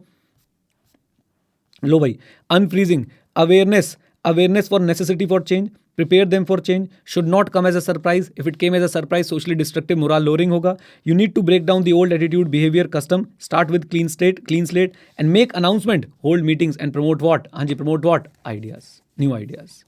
Done. सेकेंड स्टेज क्या आई थी बच्चों? Changing to new situation. Changing to new situation में हम लोग क्या करते हैं? We redefine the behaviour patterns once they are ready for change. अब वो फर्स्ट स्टेज में तैयार कर दिया चेंज के लिए, सेकंड स्टेज में बच्चों हम उनके बिहेवियर पैटर्न को रीडिफाइन करते हैं कि क्या क्या अब हमने नई दिशा में हमने क्या क्या चीज़ें करनी है। इसके लिए 3 मेथड्स बताए। अब तो आपको बताइए 3 मेथड किसने बताए थे? जल्दी बोलो बेटा। H.C. केलमैन ने बताए थे। बोलो बेटा, किसने बताए थे? H.C. केलमैन ने क्या बताया था कि भाई 3 तरीके हैं चेंजिंग टू न्यू सिचुएशन के, न्यू बिहेवियर पैटर्न को रीडिफाइन करने के। वो क्या क्या है? Compliance, identification, internalisation. कंप्लाइंस बच्चों क्या काम करता है? रिवॉर्ड और पनिशमेंट स्ट्रैटेजी फॉर गुड और बैड बिहेवियर। ओके, बोल दो हाँ के ना। अच्छा जी, रिवॉर्ड, पनिशमेंट और फियर कैन चेंज दी, हाँ जी, can change the what? Come on tell me your behaviour. Okay तो रिवॉर्ड, पनिशमेंट और sometimes the fear of punishment can change your behaviour. Then बात करते हैं आइडेंटिफिकेशन की। इसमें आपको मोटिवेट किया जाता है to identify yourself with the given role model. Hello. And फिर बात करते हैं बच्चों हम लोग किसकी, इंटरनलाइजेशन की। इंटरनलाइजेशन में हम लोग क्या करते हैं, we change the thought process of the individual, we give them freedom to learn and adopt the new behaviour. Okay, last but not the least, refreezing. Refreezing में क्या होता है, कम ऑन टेल मी, जल्दी बताएं। नया change permanent बनाने की कोशिश होती है। कैसे बनाते हैं परमानेंट, कॉन्टिन्यूसली रीइंफोर्स करके। नया चेंज परमानेंट बनाने की कोशिश होती है, कैसे करते हैं परमानेंट, रीइंफोर्स करके। फिर दो मोटिवेशन लाइन है कि भाई साहब चेंज तो जो है वो कॉन्टिन्यूस प्रोसेस है, बिकॉज एनवायरमेंट हमेशा क्या होता रहता है, चेंज होता रहता है। और जो unfreezing, changing to new situation और रीफ्रीजिंग है वो सिक्लिकल है, कॉन्टिन्यूस है। बात खत्म। ओके, बोलिए। 3 मिनट 9 सेकंड बच्चों, पूरा कर्ट लुईन तुमने रिवाइज करके फेंक दिया है। अब आ जाओ नेक्स्ट टॉपिक पे चलते हैं। नेक्स्ट टॉपिक क्या था, वो भी बहुत आसान था बच्चों। वो क्या था हमारे पास कि भाई स्टेप्स फॉर इनिशिएटिंग चेंज क्या है। याद रखिए जब भी कंफ्यूज हो बच्चों, एक तो ये इनिशिएटिंग चेंज लिखा है, और दूसरा जब कर्ट लुईन बोले तो कर्ट लुईन, जब कुछ ना बोले तो ये वाला क्वेश्चन में ये वाला आंसर में लिख के आना चाहूंगा। डन। आइए सबसे पहले हम लोग क्या करते हैं बच्चों, सबसे पहले हम लोग क्या करते हैं, हम रिकग्नाइज करते हैं the need for change. Recognise the need for change. अब recognise the need for change में हम लोग क्या करेंगे, हम लोग देखेंगे हमारी ऑर्गेनाइजेशन का कौन सा पार्ट हमारी स्ट्रैटेजी को सपोर्ट कर रहा है, कौन सा पार्ट हमारी स्ट्रैटेजी को सपोर्ट नहीं कर रहा है। हम एनवायरमेंटल स्कैनिंग भी करते हैं, हम स्वॉट एनालिसिस भी करते हैं, प्रॉब्लम का पता लगाते हैं, और प्रॉब्लम कैसे ठीक हो सकती है ये पता लगाते हैं। देखिए 4-5 बातें बोली मैंने। हम सबसे पहले देखते हैं कि हमारी स्ट्रैटेजी को कौन सा पार्ट हमारी ऑर्गेनाइजेशन का सपोर्ट कर रहा है और कौन सा पार्ट सपोर्ट नहीं कर रहा है, एक बात। दूसरी बात इन्वायरमेंटल स्कैनिंग। तीसरी बात स्वॉट एनालिसिस। चौथी बात identify the problems and the areas जहाँ पे वो एंड दी आंसर्स, कैसे वो प्रॉब्लम सॉल्व की जा सकती है और कैसे हम लोग एरियाज में इंप्रूवमेंट कर सकते हैं। Second stage create a, come on, create a what, come on tell me, shared vision. Create a shared vision में हम लोग क्या बोल रहे हैं, objectives of the organisation and the individual must coincide, right. और ये तभी हो सकता है जब विजन कैसा हो, शेयर्ड विजन हो। अब जो चेंज मेकर्स हैं उन्हें कन्विंस करना है, हर किसी को कन्विंस करना है, they need to convince everyone related with the change that this is not going to be cosmetic और सुपरफिशियल। एंड फाइनली मैनेजमेंट के एक्शन में सीरियसनेस दिखनी चाहिए टुवर्ड्स द चेंज। मैनेजमेंट के एक्शन में सीरियसनेस दिखनी चाहिए towards the change. Okay, last stage क्या आती है बच्चों इसमें, इंप्लीमेंटेशन। इंप्लीमेंटेशन या इंस्टीट्यूशनलाइज द चेंज, ये एक्शन स्टेज है। We are going to implement the change strategy, we are going to create and sustain the new attitude towards the new change. And साथ में एमआरए करेंगे। MRA क्या, monitor, review and analyse the after effects of change, and if there is any discrepancy it is going to be handled in a proper way. That's it, case close. Done. बोल दो हाँ के ना। अच्छा जी, questions बच्चों देखे हमने इसके, बिल्कुल देखे। आ जाओ जरा स्ट्रेटेजिक चेंज वाले सारे क्वेश्चंस मैं आपको दिखा देता हूं। Quick overview. Refreezing Kurt Lewin, clearly बच्चों रीफ्रीजिंग पूछ रहे हैं और कुछ मत लिख के आना। ओके, क्लियरली क्या पूछ रहे हैं, कम ऑन टेल में जल्दी बता दीजिए। रीफ्रीजिंग पूछ रहे हैं, और रीफ्रीजिंग में क्या बनाते थे, new behaviour becomes normal way of life. New behaviour को रिप्लेस करना पड़ेगा ओल्ड बिहेवियर को, और ये कैसे होने वाला है, कॉन्टिन्यूस रीइंफोर्समेंट से होने वाला है। अच्छा जी, what is strategic change, explain various stage phases of change process as propounded by Kurt Lewin. Kurt Lewin आगे बच्चों, तो हमें आंसर क्या करना पड़ेगा, कर्ट लुईन में हमें आंसर हमेशा एक ही लिखना पड़ेगा। कौन सा, वो उसके 3 स्टेज थे, unfreezing, changing to new situation and refreezing. Then short note on strategic change, explain the process of strategic change. What is strategic change, explain the process proposed by Kurt Lewin. तो भाई साहब Kurt Leeuwin जहां भी आ जाए आपको हमेशा क्या लिखना है, ये वाले प्रोसेस जो है वो लिख के आने हैं। सर आपने आंसर में ये क्यों दे दिया है, क्योंकि भाई जब ये 7 नंबर का क्वेश्चन आया था तो आईसीआई ने, अब नहीं आते 7 नंबर के क्वेश्चन, पहले आते थे, तो आईसीआई ने दोनों चीजें उसके अंदर डाल दी थी। मेरे हिसाब से कायदे से सिर्फ क्या आना चाहिए, कर्ट लुईन ही आना चाहिए। डन। आ जाओ, डॉक्टर रमन वाला क्वेश्चन हमने कर लिया था क्या, डॉक्टर रमन वाला क्वेश्चन हमने कर लिया था। डॉक्टर रमन है, उनकी बेटी है, उनकी बेटी जो है वो बाहर से आई है, और भाई साहब उसको मौका दिया गया है कि आओ और जीवन में कुछ अच्छा करो, हमारा नर्सिंग होम जो है आगे बढ़ाओ। क्वेश्चन ये पूछा गया था, which of the following phases of Kurt Lewin, और फेजेस तो इन्होंने लिखे नहीं थे, बस लिख दिया था, which of the following phases of Kurt Lewin model of change will be most challenging to doctor Radhika for strategy positioning her father's nursing home. तो बच्चे सोचते हैं कि अनफ्रीजिंग लिखें, चेंजिंग टू न्यू सिचुएशन लिखें या रीफ्रीजिंग लिखें, तो आंसर इसका चेंजिंग टू न्यू सिचुएशन करके आगे बढ़ाते तो ज़्यादा बढ़िया रहता। लेकिन इन्होंने वो बोला किसने था, एच.सी. केलमैन ने। याद है बच्चों को प्रॉब्लम कहाँ पे हुई थी, कम ऑन, एच.सी. केलमैन से जो है वो उन्होंने बताया था। बट इन्होंने क्या बोल दिया, कहते जी Kurt Lewin model of changes proposes 3 phases of change process to make the change lasting. इनको आंसर ये देना चाहिए था कि देखिए आपकी वो वाली स्टेज जिसमें चेंज करते हैं टू न्यू सिचुएशन, वहां पे जो है बहुत ज़्यादा दिक्कत आने वाली है, राइट। और उसमें से भी सबसे ज़्यादा दिक्कत किस में आने वाली है, HC केल्विन द्वारा बताए गए जो आपके 3 स्टेप्स थे उसमें सबसे ज़्यादा दिक्कत कहाँ पे आने वाली है, इंटरनलाइजेशन में आने वाली है, क्योंकि रोल मॉडल तो खुद राधिका और उसके फादर हैं ही, और साथ साथ में रिवॉर्ड और पनिशमेंट की रोल मॉडल के होते हुए ज़रूरत पड़ने की ज़रूरत है नहीं, और सिर्फ इंटरनल प्रोसेस चेंज करने में दिक्कत आने वाली है, क्योंकि लोग बाग ई-कॉमर्स की तरफ ज़्यादा झुकाव रखते हैं। इस आंसर की फ्रेमिंग से बच्चों मैं सेटिस्फाइड नहीं हूँ ICAI द्वारा जो आंसर दिया गया है, बट कोई बात नहीं, हम वही लिख के आएंगे जो ICAI मांगेगा। अच्छा, discuss 3 method of reassigning new patterns of behaviour, ये तो बिल्कुल क्लियर आंसर है। HC केल्विन के 3 मेथड्स बता सकते हो, बोल दो हाँ के ना। Yes, compliance, identification and internalisation. Then उसके बाद यहाँ पे भी बार बार आपसे क्या पूछा जा रहा है, ये आपका नॉर्मल वाला क्वेश्चन है, इनिशिएटिंग स्ट्रैटेजिक चेंज बता दो जी।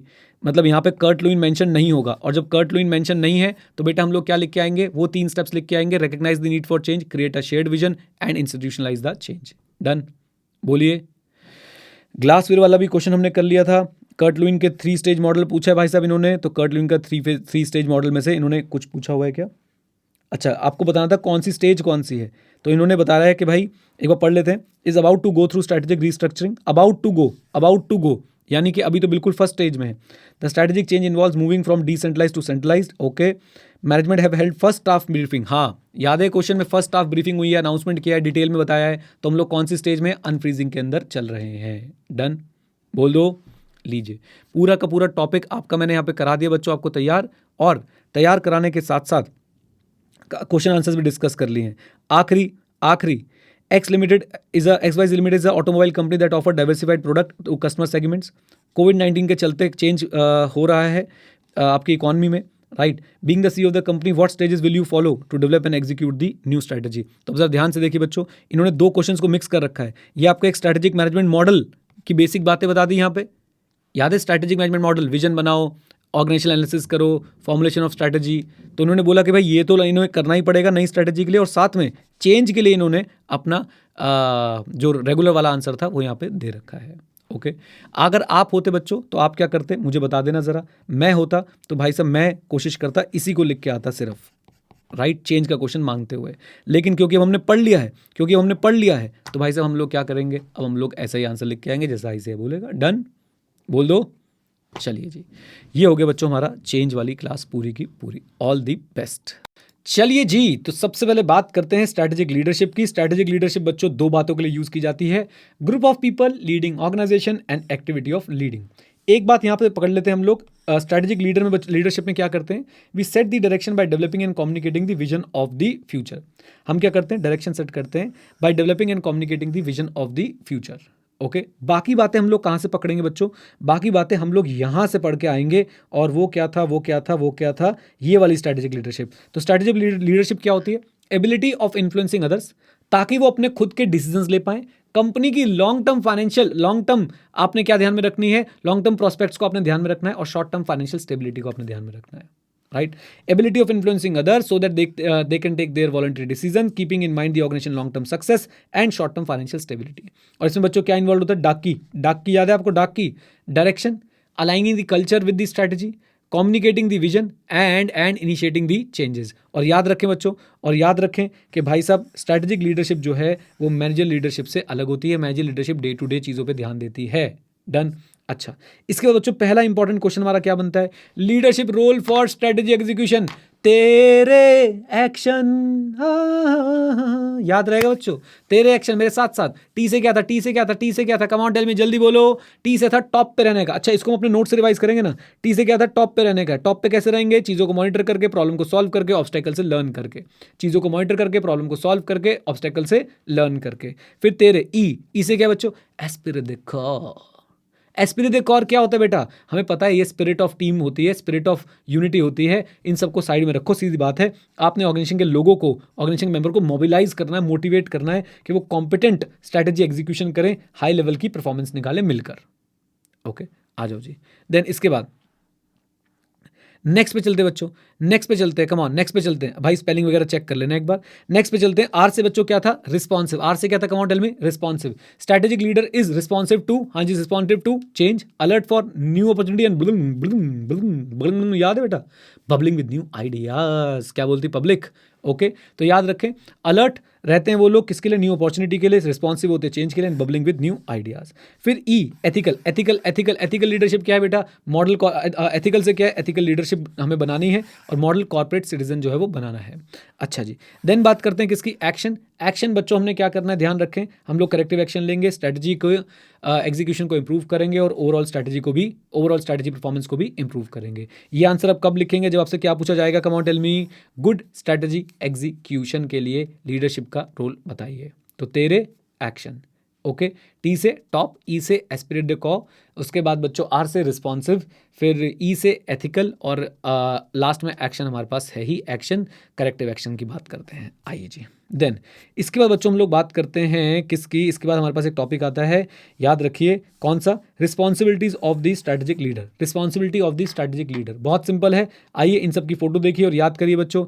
रतन टाटा जी क्या लेते हैं, डिसीजन। अंबानी के तो नाम में ही एक्शन है बच्चों, और बिरला साहब की स्पीच सुन लो, कम्युनिकेशन जबरदस्त है, ये संभालते हैं हमारे देश का ह्यूमन कैपिटल, आधार सबका इन्होंने बनवाया है। महिंद्रा जी बेटा क्या लेके आए हैं, चेंज। और अजीम प्रेम जी कल्चर बना रहे हैं, कल्चर, और याद रखिए सब मिलके क्या निकालते हैं, हाई परफॉर्मेंस। तो first role is making strategic decision, second role is formulating policies and actions, third ensuring effective communication, fourth managing human capital, fifth managing change, Anand Mahindra ji, creating and sustaining strong corporate culture, Azim Prem ji, and sustaining high performance, सब मिला के done.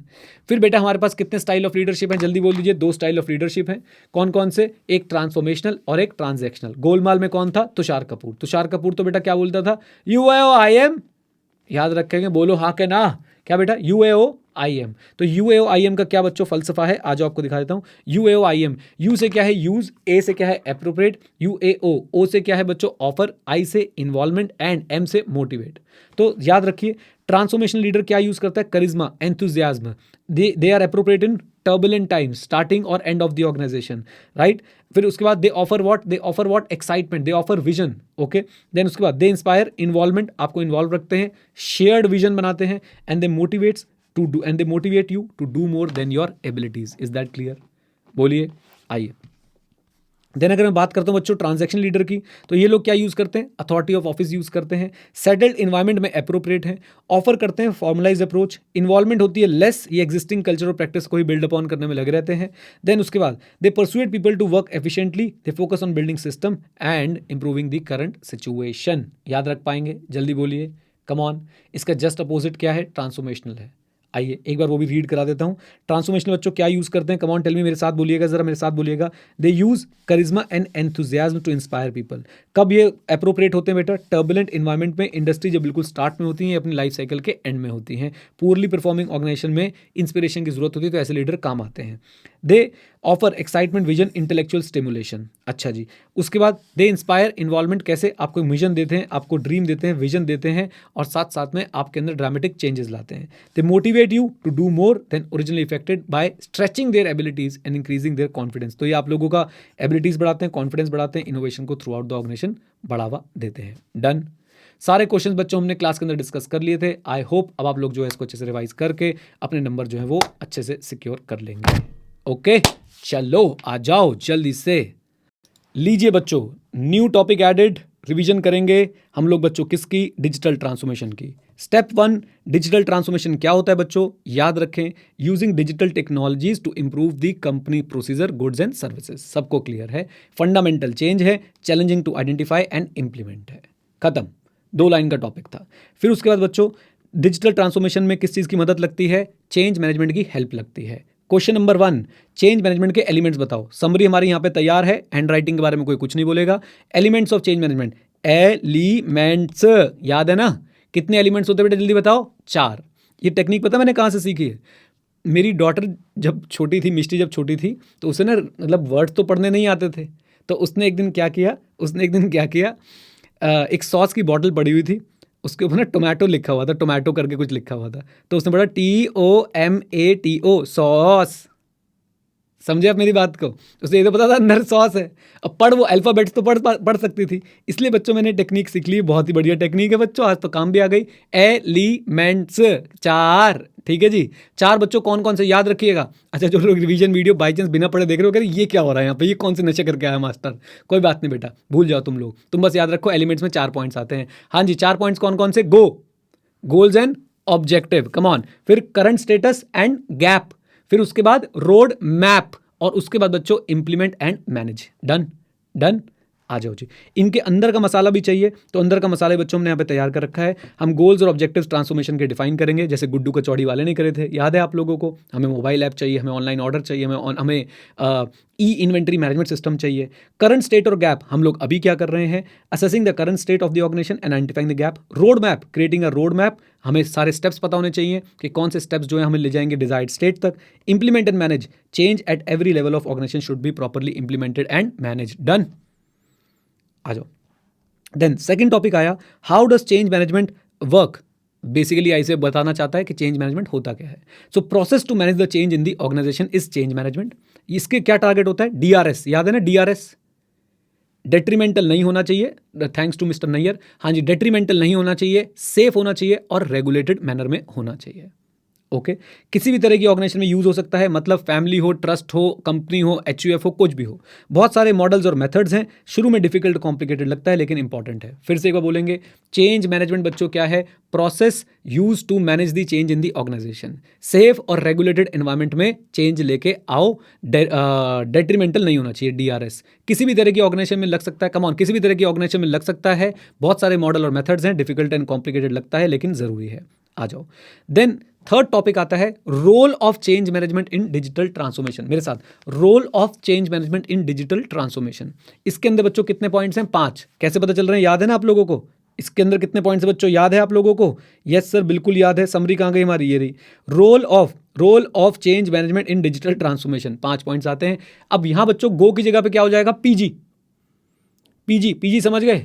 Parameters and goals.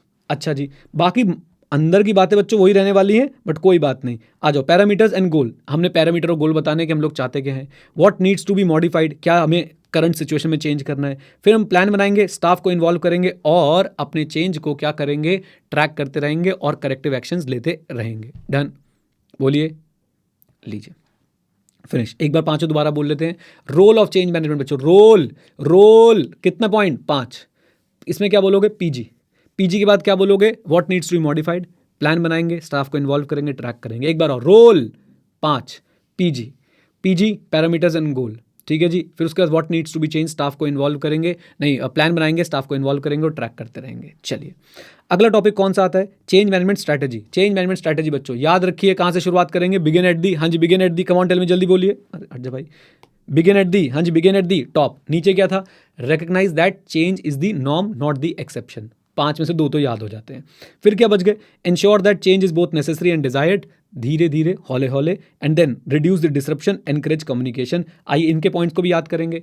हाँ जी, change management strategy, begin at the top, change is not the exception, change is the norm, ठीक है जी। उसके बाद change की अवेयरनेस होनी चाहिए, यानी कि ensure change is both necessary and desired, reduce the disruption, encourage communication. इसके अंदर सबसे इंपॉर्टेंट पॉइंट कौन सा है? Reduce the disruption. ये इसके अंदर अपने आप क्वेश्चन बन सकता है, how change management can help in reducing the disruption while adopting what? Digital transformation, while adopting digital transformation. तो सिंपल सी बात है, हम लोग क्या करेंगे उसके लिए? कम्युनिकेशन करेंगे, ठीक है। उसके बाद कम्युनिकेशन करने के बाद स्टाफ को प्रॉपर्ली इक्विप करेंगे, चेंज के इन्वायरमेंट को फॉस्टर करेंगे, चेंज एजेंट से बातचीत करेंगे, and last but not the least IT ready करेंगे। एक बार और कम्युनिकेशन करेंगे, स्टाफ को इक्विप करेंगे, माहौल को फॉस्टर करेंगे, चेंज एजेंट्स को अपॉइंट करेंगे, आईटी रेडी करेंगे। अच्छा जी, देन इसके बाद और पॉइंट्स के अंदर क्या क्या था? ये दोनों तो हमने क्लियर कर लिए कि भाई कमिटेड लीडरशिप होनी चाहिए, एंड इससे कल्चर बनता है for adopting the change. Awareness बढ़ाओ डिजिटल ट्रांसफॉर्मेशन के इंपैक्ट्स को लेके, और टू क्विकली इंट्रोड्यूस नहीं करना है विदाउट स्ट्रैटेजी।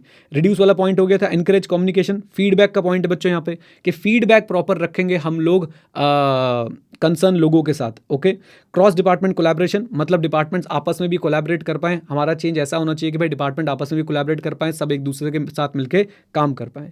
कम्युनिकेशन हम लोग करेंगे to align and reassure the staff. Then change के लिए हम हमेशा उनको रेडी रखेंगे, चेंज रेडीनेस जो है हम लोग डेवलप करेंगे अपनी ऑर्गेनाइजेशन के अंदर। आखिरी टॉपिक बच्चों, how to manage change during digital transformation. इसमें कितने पॉइंट्स हैं? 5। इसके भी स्टार्ट कहाँ से होगी बच्चों? एम्स एंड ऑब्जेक्टिव से। खत्म कहाँ पे होता था? एटी पे, असिस्टेंस एंड ट्रेनिंग पे। फर्स्ट याद हो गया, लास्ट याद हो गया, कम ऑन। बीच वाले क्या है? कम्युनिकेशन अच्छे से करो, ऑलवेज ऑलवेज ऑलवेज, राइट। उसके बाद रेजिस्टेंस टू चेंज के लिए तैयार रहो, चेंज इसको धीरे धीरे लगाओ, दैट्स इट, इजी। बोलिए एक बार दोबारा बोल दूं, 5वां टॉपिक क्या था? How to manage change. ये क्या था? Change strategies. उससे पहले क्या था? Role of change management. Okay, बोल दो। तो अब जरा हाउ टू मैनेज चेंज पे बता दो बच्चों। हाउ टू मैनेज चेंज में 5 पॉइंट्स बता दो मुझे। यस सर, बिल्कुल बता देते हैं। एओ एटी, एओ आपके एम्स एंड ऑब्जेक्टिव्स, एटी आपके असिस्टेंस एंड ट्रेनिंग, फिर always always always communicate. Resistance तो आएगा ही, धीरे धीरे आगे बढ़ेंगे, यानी कि introduce the change, implement the changes gradually. That's it बच्चों, 6 मिनट 50 सेकंड में पूरा टॉपिक रिवाइज हो गया। इजी, बोल दो। चलो चलिए जी, आज बच्चों हमने एक छोटी सी क्लास के अंदर क्या क्या चीज़ें पढ़ी हैं ज़रा मैं आपको बता देता हूं। आज का हमारा टारगेट था कि हम लोग क्या पढ़ें? ऑर्गेनाइजेशन स्ट्रक्चर को पढ़ें। लेकिन बच्चों उससे पहले एक नया टॉपिक इंसर्ट हुआ है जो आपको ज़रूर ज़रूर ज़रूर करके जाना चाहिए। वो क्या था? ज़रा ध्यान से सुनिएगा प्लीज़ प्लीज़ प्लीज़। वो क्या था बच्चों? मैकेंजी का 7S model. Come on, McKenzie का 7S मॉडल। इसके लिए बच्चों मैंने आपके लिए बहुत प्यारे प्यारे नोट्स बनाए हैं, आप उन्हीं को रेफर कर सकते हैं। बिल्कुल कीवर्ड्स पे ध्यान दीजिए, बिल्कुल एकदम कीवर्ड्स पे। ये क्या करता है? ऑर्गेनाइजेशनल डिजाइन को एनालाइज करता है ताकि उसकी इफेक्टिवनेस को इंक्रीज कर पाए, राइट। इसमें हम ये देखते हैं कि एक ऑर्गेनाइजेशनल डिजाइन में सॉफ्ट एलिमेंट और हार्ड एलिमेंट आपस में कैसे इंटरैक्ट करते हैं और कैसे ये आपस में इंटरैक्ट करके एक ऑर्गेनाइजेशनल डिजाइन की इफेक्टिवनेस को बढ़ा सकते हैं। मैंने बच्चों बार बार आपका फोकस बस ऑर्गेनाइजेशनल डिजाइन पे, इफेक्टिवनेस पे, हार्ड एलिमेंट सॉफ्ट एलिमेंट पे लाने की कोशिश करी है। डन, बोलिए हाँ के ना, कम ऑन। अच्छा जी, देन इसके अंदर बच्चों फिर हार्ड एलिमेंट और सॉफ्ट एलिमेंट को आपको डिस्क्राइब करना है। टोटल मिला के मॉडल का नाम ही क्या है? 7S मॉडल या 7S स्ट्रक्चर। तो याद रखिए बच्चों हमारे पास कितने एस हैं? 7S हैं, राइट। अब मेरी बात को ध्यान सुनिएगा। हार्ड में कितने हैं? Come on, 3। ओके, ये क्या होते हैं बेटा? मैनेजमेंट कंट्रोल होते हैं। सॉफ्ट में कितने हैं? Come on tell me, 4। ये क्या होते हैं बेटा?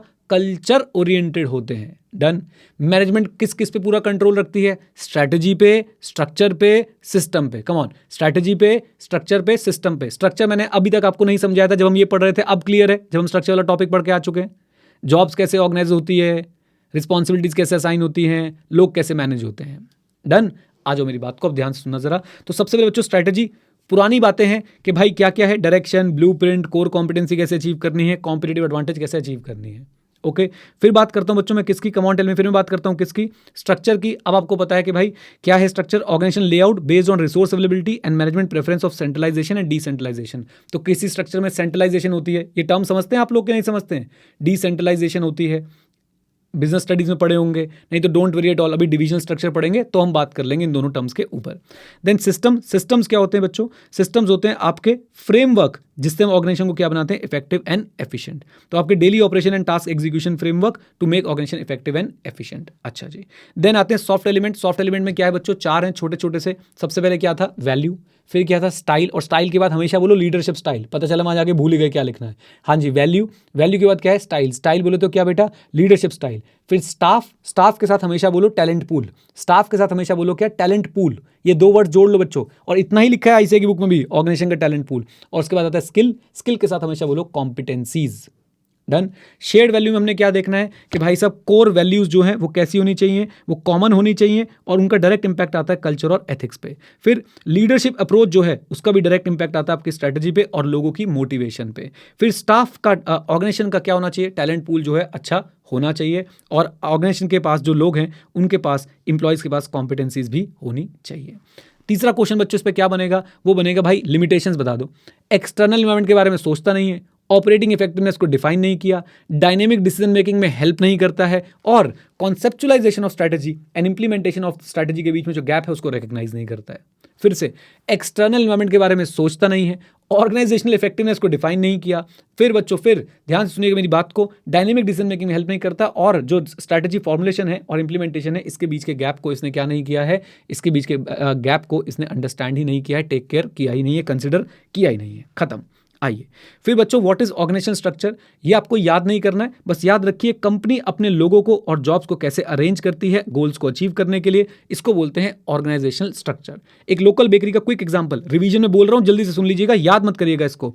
एक ओनर है, एक हेड बेकर है और सेल स्टाफ है। तो बेटा ये एक लोकल बेकरी का स्ट्रक्चर हो गया, जहां पे ओनर की भी सारी रिस्पॉन्सिबिलिटीज डिफाइंड है। हेड बेकर बेकिंग करेगा, क्वालिटी कंसिस्टेंसी मेंटेन करेगा, सेल स्टाफ जो है काउंटर संभालेगा, कस्टमर को सर्व करेगा और ट्रांजैक्शंस को हैंडल करेगा, राइट। तो स्ट्रक्चर बेसिकली आपको जॉब्स और लोगों का अरेंजमेंट होता है, जिनके थ्रू आप लोग अपने गोल्स को अचीव कर पाते हैं। ये हर किसी को उसकी रिस्पॉन्सिबिलिटी जो है वो क्लियरली बताता है। ओके, आइए अब चलते बच्चों आईसीआई के टॉपिक पे, जरा सुनिए। यहां पे सिर्फ 4-5 बातें याद रखने के लिए, स्ट्रैटेजी और स्ट्रक्चर में मैच होना चाहिए कॉम्पिटिटिव एडवांटेज के लिए। स्ट्रैटेजिक लीडरशिप कैसी हो, पड़ोसियों से ज्यादा अच्छा स्ट्रक्चर बनाए ऐसी हो, पड़ोसी मतलब कॉम्पिटिटर से ज्यादा अच्छा स्ट्रक्चर बनाए, तभी तो कॉम्पिटिटिव एडवांटेज मिलेगी, right. Change in strategy will lead to change in structure. Come on, yes और no. Why? Because structure govern करता है ऑर्गेनाइजेशंस को, पॉलिसी को, स्ट्रक्चर गवर्न करता है एलोकेशन ऑफ रिसोर्स को। एग्जांपल देना पड़ जाए, अगर बच्चों आपने कोई नया बिजनेस मॉडल लॉन्च किया है, मुझे बताइए कि आपको अपना स्ट्रक्चर भी उसके हिसाब से ढालना पड़ेगा। Answer is yes. जैसे कि quick example, offline to online classes जा रहे हैं, पहले क्लासेस डायरेक्टली सेल होती थी, अब सेल्स पार्टनर के थ्रू भी सेल हो रही है। You have change the model and therefore you have to change the structure as well, right.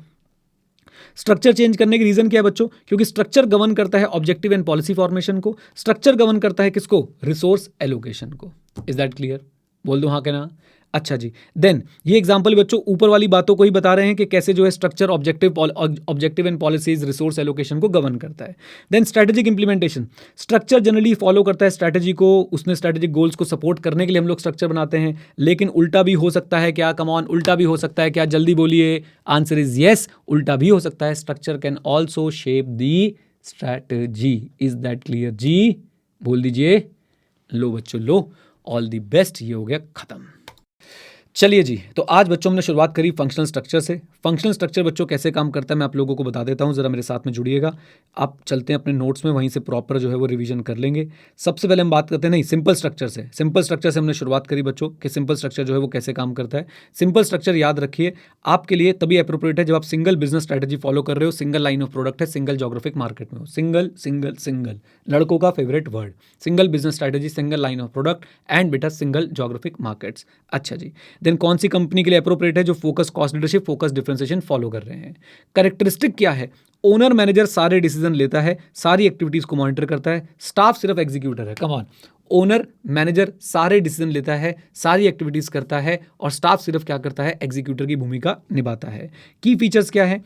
जो स्टाफ होता है उन्हें ज़्यादा स्पेशलाइजेशन की जरूरत नहीं होती, रूल्स कम होते हैं, फॉर्मलाइजेशन कम होती है, इन्फॉर्मेशन सिस्टम अनसोफिस्टिकेटेड, व्हाट्सएप पे पूरा का पूरा ऑफिस चल रहा होता है, direct involvement of owner manager in all phases of day to day operations. फिर से स्पेशलाइजेशन बच्चों क्या होता है? कम होता है, फॉर्मलाइजेशन जो है वो कम होती है, रूल्स कम होते हैं, इन्फॉर्मेशन सिस्टम व्हाट्सएप यानी कि अनसोफिस्टिकेटेड होता है, और ओनर मैनेजर की इंटरवेंशन, डायरेक्ट इन्वॉल्वमेंट जो है वो डे टू डे टास्क के अंदर रहती है। डन।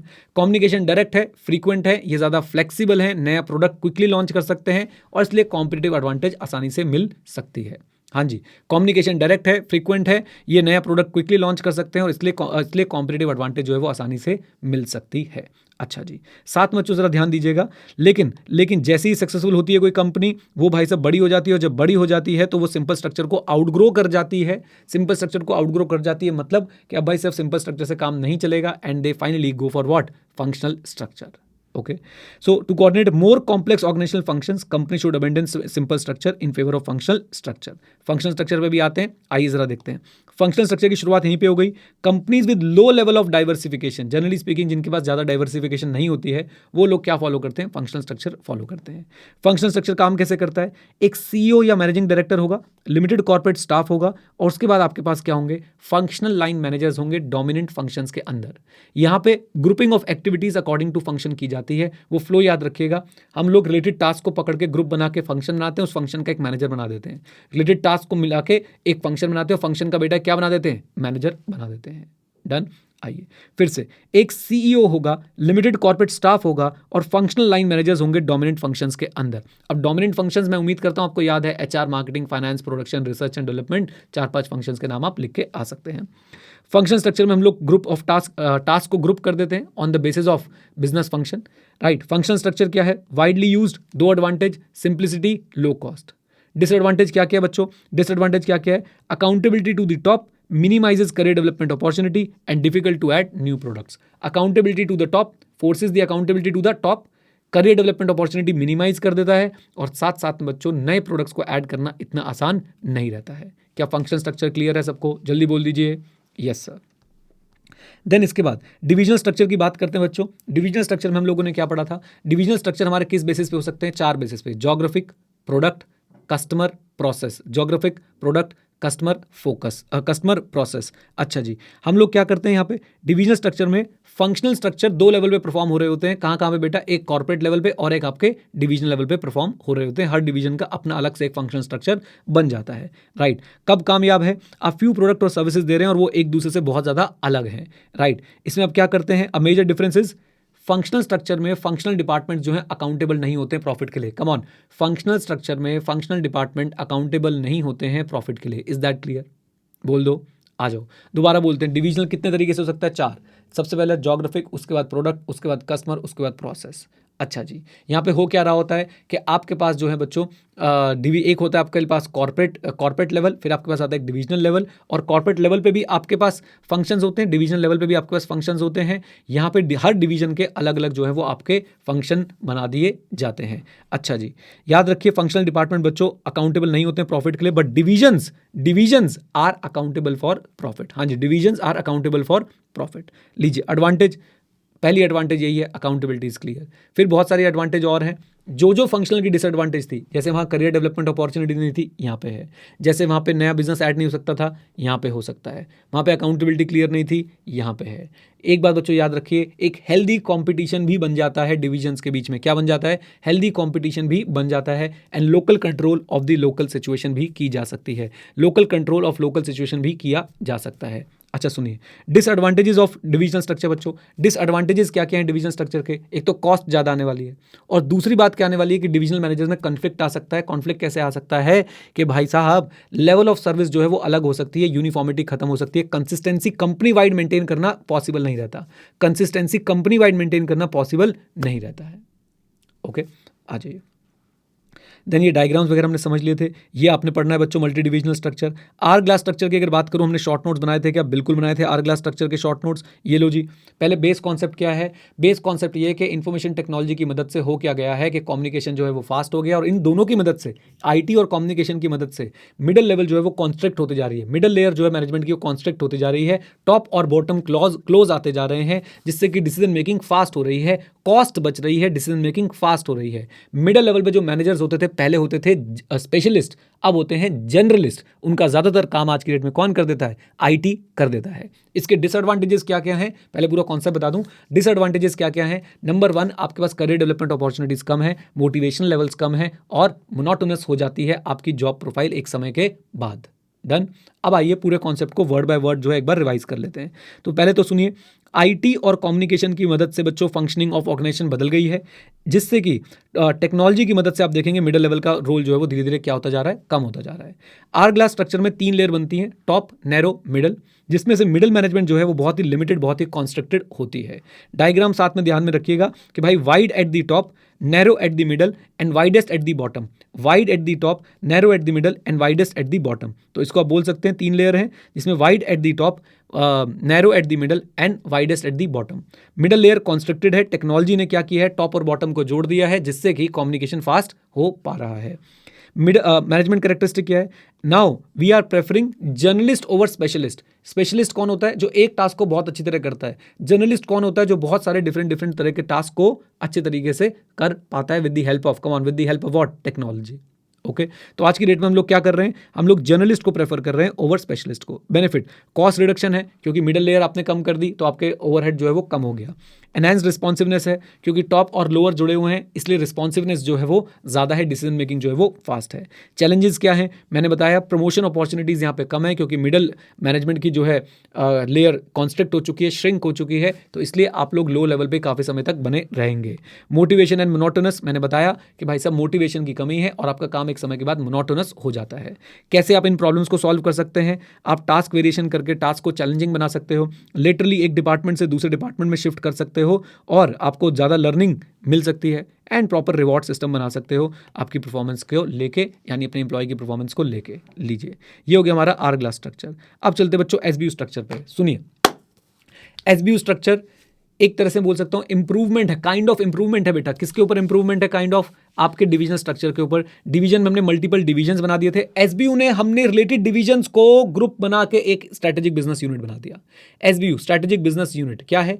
रिलेटेड डिवीजन्स का जब हम एक ग्रुप बना देते हैं तो हम लोग बेटा उसे क्या बोल देते हैं? एसबीयू बोल देते हैं। कहां पे यूज होता है? Multi product multi business enterprise में, याद रखिएगा, multi product multi business organisation में यूज होता है।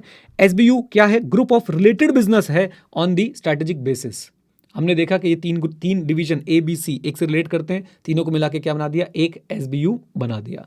ऑब्जेक्टिव क्या है? हम लोग स्ट्रैटेजिक प्लानिंग करना चाहते हैं अच्छे तरीके से हर प्रोडक्ट और बिजनेस के लिए। Effective strategic planning, multi product multi business organisation, grouping of related business on the strategic basis, aims for, घर से कॉल आ गया, सॉरी, हाँ जी, aims for what? Effective strategic planning. अच्छा जी, कैरेक्टरिस्टिक क्या है बच्चों एसबीयू की? ध्यान से, कैरेक्टरिस्टिक क्या है एसबीयू की? 3 कैरेक्टरिस्टिक है, याद रखिएगा।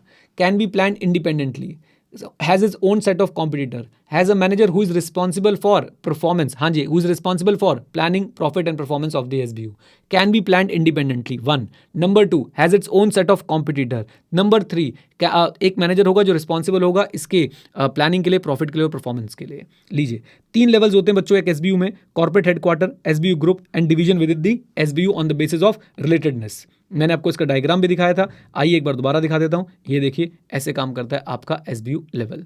ये देखिए, सबसे ऊपर पेरेंट, उसके बाद एसबीयू 1, उसके अंदर बच्चों डिवीजन, फिर डिवीजन के लिए आपके पास फंक्शनल लेवल्स भी बना के ये दे देते हैं। एप्लीकेबिलिटी, ऐसी ऑर्गेनाइजेशन जो बहुत बड़ी हैं और बहुत डिफरेंट प्रोडक्ट्स में जो है वो काम करती है, right. SBU structure is essential for managing increase diversity in the products and the operation. Again, आप बहुत बड़ी ऑर्गेनाइजेशन आप चला रहे हो, आपका जो प्रोडक्ट्स हैं, जो सर्विसेज हैं, वो बहुत ज़्यादा डाइवर्सिफाइड हैं, तो आपको एसबीयू स्ट्रक्चर काम आएगा। Now most important question, importance बताओ जी, एसबीयू की एडवांटेज बताओ। बहुत सिंपल, एपी करने वाला था मैं तो, एपी तो वो था, ऑडिट डॉक्यूमेंटेशन था। क्या था? कोको आ रापा, कोको आ रापा, coordination, controlling, allocation, accountability, review and planning. कोको आ रापा, coordination, come on, coordination, controlling, accountability, allocation of resources and then review and planning. कर पाएंगे? बोलिए हाँ के ना। याद है? एक्सप्लेन कर दिया था क्लास में कैसे लिखना है, बस ये कीवर्ड्स याद रखिए, एक एक लाइन इसमें as per the explanation given in the class लिख के आइए। भारत माता की जय। आ जाओ जी, एसबीयू स्ट्रक्चर के बाद बच्चों हमने एक स्ट्रक्चर और पढ़ा जिसका नाम है नेटवर्क स्ट्रक्चर। इसको आपने इसी शॉर्ट नोट से पढ़ना है। Radical organisation design, what do you mean by radical organisation design? Radical मतलब बोले जो बिल्कुल नया है, एकदम अचानक से ही कहीं और से आया है बच्चों। आ जाओ, also termed as non structure. इसमें इन हाउस फंक्शंस को हम लोग क्या कर देते हैं? एलिमिनेट कर देते हैं। हाँ जी, इन हाउस फंक्शन को हम लोग क्या कर देते हैं? एलिमिनेट कर देते हैं। इन 4 बुलेट्स का एक ग्रुप बना सकते हो। Radical organisation design, non structure बुलाया जाता है, इन हाउस फंक्शन एलिमिनेट और वर्चुअल ऑर्गेनाइजेशन बुला दिया जाता है। फिर उसके बाद इनका बच्चों आप लोग जो है वो एक ग्रुप बना सकते हो, इनका आप लोग जो है एक ग्रुप बना सकते हो, इसका एक ग्रुप बना सकते हो, और फाइनली हमारे पास सिर्फ एग्जांपल बच जाएगा। कब यूज किया जाता है? जब एनवायरमेंट स्टेबल है, इनोवेशन और क्विक रिस्पॉन्स की नीड है, ये आपको फ्लेक्सिबिलिटी और अडॉप्टेबिलिटी प्रोवाइड करता है to cope up with the change in business environment. Environment unstable है और क्विक रिस्पॉन्स की नीड है, ये आपको फ्लेक्सिबिलिटी प्रोवाइड करता है to cope up with the change in business environment. यहाँ पे हम सैलरीड एम्प्लॉय ना रख के बच्चों क्या करते हैं? कॉन्ट्रैक्ट्स पे काम करते हैं for the specific projects, right. और कॉन्ट्रैक्ट जो है वो रिप्लेस कर देते हैं किसको? इन हाउस फंक्शंस को रिप्लेस कर देते हैं। Example, Nike, Reebok etcetera uses network structure by subcontracting manufacture to other companies at low cost. Done. बोलिए, मैट्रिक्स स्ट्रक्चर मैंने आपको अलग से रिवाइज करा रखा है, आप वो वहां से देख सकते हैं। मल्टी डिविजनल आपने करना है, स्ट्रक्चर हमारे यहाँ पे हो जाते हैं बच्चों क्या? समापत। डन। टाइम मिला तो मल्टी डिविजनल भी करा दूंगा। ओके, बोल दो। चलो, ऑल द बेस्ट। चलिए जी, आज हम लोग क्या रिवाइज करने वाले हैं? Corporate culture. कॉर्पोरेट कल्चर बच्चों सुनते ही आपके दिमाग में एक सनसनी सी दौड़ जानी चाहिए और आपको शब्द याद आने चाहिए। कैसे? वैल्यू, बिलीफ, बिजनेस प्रिंसिपल, आपकी traditions and way of doing business and internal work environment. एक बार और, value, belief, business principle, traditions, way of doing things and internal work environment. Strength बच्चों, स्ट्रेंथ आपका कल्चर क्या आपकी स्ट्रेंथ बनता है? आंसर इज यस, आपकी स्ट्रेंथ भी बन सकता है। जिससे आपको क्या फायदे मिलते हैं? कम्युनिकेशन, डिसीजन मेकिंग, कोऑर्डिनेशन या फिर कोऑपरेशन बोल लीजिए, कंट्रोल, और आखिरी में क्या बोलते थे? कमिटमेंट मिलती है। स्ट्रॉन्ग कल्चर होगा तो बेटा बिजनेस प्रिंसिपल्स और वैल्यू के हिसाब से काम करेगा। मैनेजमेंट जो है अच्छे से वैल्यूज और प्रिंसिपल को कम्युनिकेट करती रहेगी इंप्लॉइज को। देन वीकनेस, अगर बच्चों कल्चर वीक हुआ तो it will obstruct the strategy implementation by creating resistance for change. Obstruct the strategy implementation by creating resistance for change. एक वीक कल्चर के क्या सिम्टम्स हैं? Many sub culture, few values, rare tradition, no sense of commitment, loyalty and sense of identity. फिर से, many sub culture, few values, rare tradition, no sense of commitment, loyalty और a sense of identity. याद रखेंगे। Many sub culture का example याद रहेगा बच्चों, class में डिस्कस किया था, पक्का? आ जाओ जी प्लीज, इधर इधर इधर साथ में। अभी देखो गौरव, अभी बात करता हूं बेटा, इंपॉर्टेंस की बात करते हैं बच्चों। क्या कल्चर इंपॉर्टेंट है? बिल्कुल। और बच्चों ये बहुत जगह पे आंसर यूज हुआ है तो इसको भूलिएगा मत। सबसे पहले कल्चर आपको क्या मदद करता है? To do the job in the strategy supportive manner. दूसरी बात क्या थी? Product innovation and technological leadership. तीसरी बात बच्चों हमारे पास क्या आती थी? Customer superior customer service. चौथी बात हमारे पास क्या आती थी? आइडेंटिफिकेशन, इंप्लॉय अपने आप को आइडेंटिफाई कर पाता है कंपनी के विजन के साथ, जॉब के बारे में अच्छा फील करता है और जॉब को फुल डेडिकेशन से करता है। ये मैं एक बार दोबारा रिपीट कराना चाहूंगा, बहुत जगह बच्चों आंसर यूज होता है। What is the importance of culture? तो इंपॉर्टेंस ऑफ कल्चर के लिए 4 वर्ड्स आपने सिर्फ याद रखने हैं। एक था जॉब, एक था प्रोडक्ट, एक था बच्चों आपका कस्टमर, और एक आता था आपके पास क्या? आइडेंटिफिकेशन। याद रखेंगे, राइट? या फिर आप इसको अगर और अच्छे से याद रखना चाहते हो तो एम्प्लॉय को आप एक मार्क कर सकते हैं, शायद एम्प्लॉय ज़्यादा अच्छे से आपको आसानी से याद रह जाए। तो जॉब, प्रोडक्ट, उसके बाद आता था कस्टमर, और उसके बाद क्या आ गया? Employee, right? Job, product, customer, employee. Done. तो जॉब अच्छी कर पाएंगे, स्ट्रैटेजी सपोर्टिव वे में कर पाएंगे, प्रोडक्ट इनोवेशन और टेक्नोलॉजिकल लीडरशिप मिलेगी, कस्टमर को अच्छी सर्विस दे पाएंगे, और एम्प्लॉय आइडेंटिफाई कर पाएगा अपने आप को कंपनी के विजन के साथ। क्या 2 ऑर्गेनाइजेशन का कल्चर सेम हो सकता है? Answer is no, they are not identical. हर कंपनी का, ये तो बिल्कुल वेला टॉपिक था, हर कंपनी का अपना culture, business philosophy, principle, approach, ethics होती हैं। Over a period of time companies जो है अपने कल्चर को डेवलप कर लेती हैं। आ जाइए। Then changing the problem culture, very important question बच्चों, आपसे पूछा जा सकता है, थोड़ा सा केस बना के भी पूछने की कोशिश कर सकते हैं। Remember this, changing the problem culture is very difficult. Management को कॉन्सेंट्रेटेड एफर्ट करने पड़ेंगे लॉन्ग पीरियड ऑफ टाइम के लिए।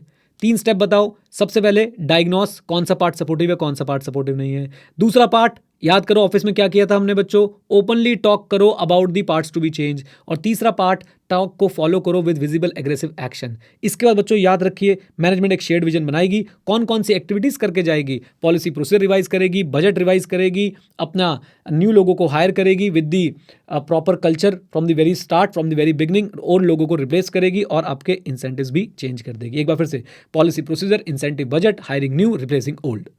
डन। बोलिए, आ जाइए। देन क्या बच्चों कल्चर और स्ट्रैटेजी के बीच में एक स्ट्रॉन्ग फिट होना चाहिए? यस। इसमें बच्चों थोड़ा सा हम लोग ओवरबोर्ड जाके हमने कुछ एक्स्ट्रा बातें भी सुनी थी, एक्स्ट्रा बातें भी करी थी। जरा याद रखिए कि स्ट्रॉन्ग फिट होना चाहिए, लेकिन याद रखें बच्चों, स्ट्रैटेजी को बनाना चाहिए keeping in mind the sacred part of the culture. Strategy must be compatible with the sacred part of the culture. ये सेक्रेड एलिमेंट याद है ना आप लोगों को? सेक्रेड एलिमेंट, मेरे लिए सेक्रेड एलिमेंट क्या है? टाटाज के लिए सेक्रेड एलिमेंट्स क्या है? कम ऑन बोलो। तो याद रखें, आपकी स्ट्रैटेजी बननी चाहिए which is compatible with the sacred element of the culture, right? अब आपको क्या करना है जरा ध्यान से, अब आपको क्या करना है बच्चों? आपने हिंड्रेंस क्रिएटिंग पार्ट को चेंज करना है, सेक्रेड एलिमेंट के हिसाब से स्ट्रैटेजी बनानी है। सो स्ट्रॉन्ग फिट होना चाहिए, हाँ। सेक्रेड एलिमेंट को ध्यान में रख के हिंड्रेंस क्रिएटिंग पार्ट को चेंज कर दें। हिंड्रेंस क्रिएटिंग पार्ट याद है, एम्प्लॉय आपस में कुछ अल्ट्रा कॉम्पिटिटिव हो रहे हैं। Perils of strategy culture conflict, very easy, कोई इसके अंदर मसाला ज़्यादा है नहीं, बेसिक बातें लिखी हुई हैं कि भाई अगर कॉन्फ्लिक्ट हुआ तो सबसे पहले किसको चेंज करने की कोशिश करते हैं हम लोग? कल्चर को। तो change the culture ASAP। Generally culture is change, but sometimes strategy can also be change because of the culture, and alignment between two is necessary. Is that clear? बोलो हाँ के ना, बोल दो हाँ के ना। चलिए जी, ये हो गया बच्चों हमारा कल्चर का रिवीजन भी पूरा का पूरा complete. And let me tell you, 5 minute लगे बच्चों रिवाइज करने में, 5 मिनट। ओके चलिए, 5 भी पूरे नहीं लगे थे, अभी भी 4 मिनट 55 सेकेंड हुए हैं। चलो, ऑल द बेस्ट। चलिए जी, तो आज का टॉपिक हम लोग रिवाइज करते हैं बच्चों। आज का टॉपिक कौन सा है हमारे पास? आज का टॉपिक है स्ट्रैटेजिक कंट्रोल। स्ट्रैटेजिक कंट्रोल बच्चों क्या है, ध्यान रखिएगा। सबसे पहले आप लोग क्या लिखेंगे? Number 1, core management function. क्या इंश्योर कराता है कि भाई साहब प्लान्ड एक्टिविटीज परफॉर्म हो रही हैं, गोल्स अचीव हो रहे हैं? नंबर 1 कोर मैनेजमेंट फंक्शन क्या इंश्योर कराता है, प्लान एक्टिविटीज जो है वो परफॉर्म हो रही हैं और गोल्स अचीव हो रहे हैं। फिर रेगुलेट्स बिहेवियर एनफोर्सेस नॉर्म, तीसरा पॉइंट, रेगुलेट बिहेवियर एनफोर्सेस नॉर्म, तीसरा पॉइंट। चौथा पॉइंट बच्चों बहुत ही इंपॉर्टेंट, कंट्रोलिंग प्रोसेस के एलिमेंट बता दो बेटा। पॉइंट भी 4 है और एलिमेंट भी 4 हैं। कौन कौन से? ऑब्जेक्टिव, मॉनिटरिंग मैकेनिज्म, उसके बाद है comparison and correction mechanism, and आखिरी है feedback mechanism. Come on, objective, उसके बाद मॉनिटरिंग मैकेनिज्म, उसके बाद आपका आता है controlling and correction mechanism, and then comparison and correction mechanism, then feedback mechanism. Objective के अंदर का भी माल हम लोगों ने पढ़ा है बच्चों बहुत अच्छे तरीके से। ऑब्जेक्टिव में क्या करते हैं, बिजनेस गोल्स को ट्रांसलेट कर देता है मेजरेबल स्टैंडर्ड में। मॉनिटरिंग मैकेनिज्म के लिए कौन सा वर्ड याद रखना है, ट्रैक दी परफॉर्मेंस। कंपैरिजन करेक्शन मैकेनिज्म के लिए क्या याद रखना है, एक्चुअल रिजल्ट को स्टैंडर्ड से कंपेयर करते हैं, डेविएशंस मिलती हैं उनसे इनसाइट्स लेते हैं एडजस्टमेंट के लिए। एक्चुअल को स्टैंडर्ड से कंपेयर करते हैं, जो डेविएशन मिलती है उनसे इनसाइट्स लेते हैं स्टैंडर्ड्स के लिए। फीडबैक मैकेनिज्म में हम लोग क्या करते हैं, इंप्लीमेंट करते हैं corrective actions to align the system with the objectives. Done. अब मुझे बताओ कि बेटा ऑर्गेनाइजेशनल कंट्रोल, जिसे आईसीए ने स्ट्रेटेजिक कंट्रोल बताया है, ऑर्गेनाइजेशनल कंट्रोल के कितने टाइप्स होते हैं? कम ऑन टेल मी, जल्दी बता दो। 3, ऑपरेशनल, मैनेजमेंट, स्ट्रेटेजिक। सबसे पहले पढ़ते हैं बच्चों ऑपरेशनल। वेरी सिंपल, कीवर्ड्स फिर से मार्क कर रहा हूं। Operational control deals with what, individual task. Management control deals with what, aggregate management function.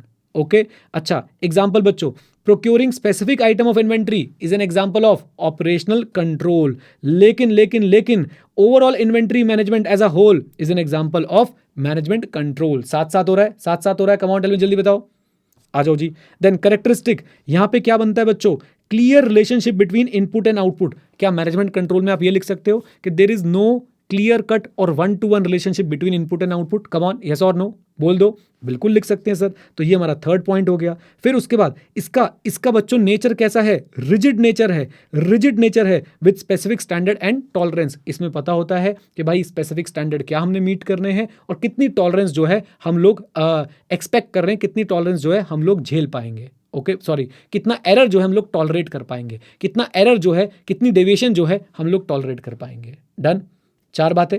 अच्छा, वैसे तो मैनेजमेंट कंट्रोल हो गया, लेकिन फिर भी बच्चों इसके भी कीवर्ड्स निकाल लेते हैं। मोर इंक्लूसिव एंड एग्रीगेटिव, ये आपका यहीं से निकल गया कि भाई एग्रीगेटिव होता है।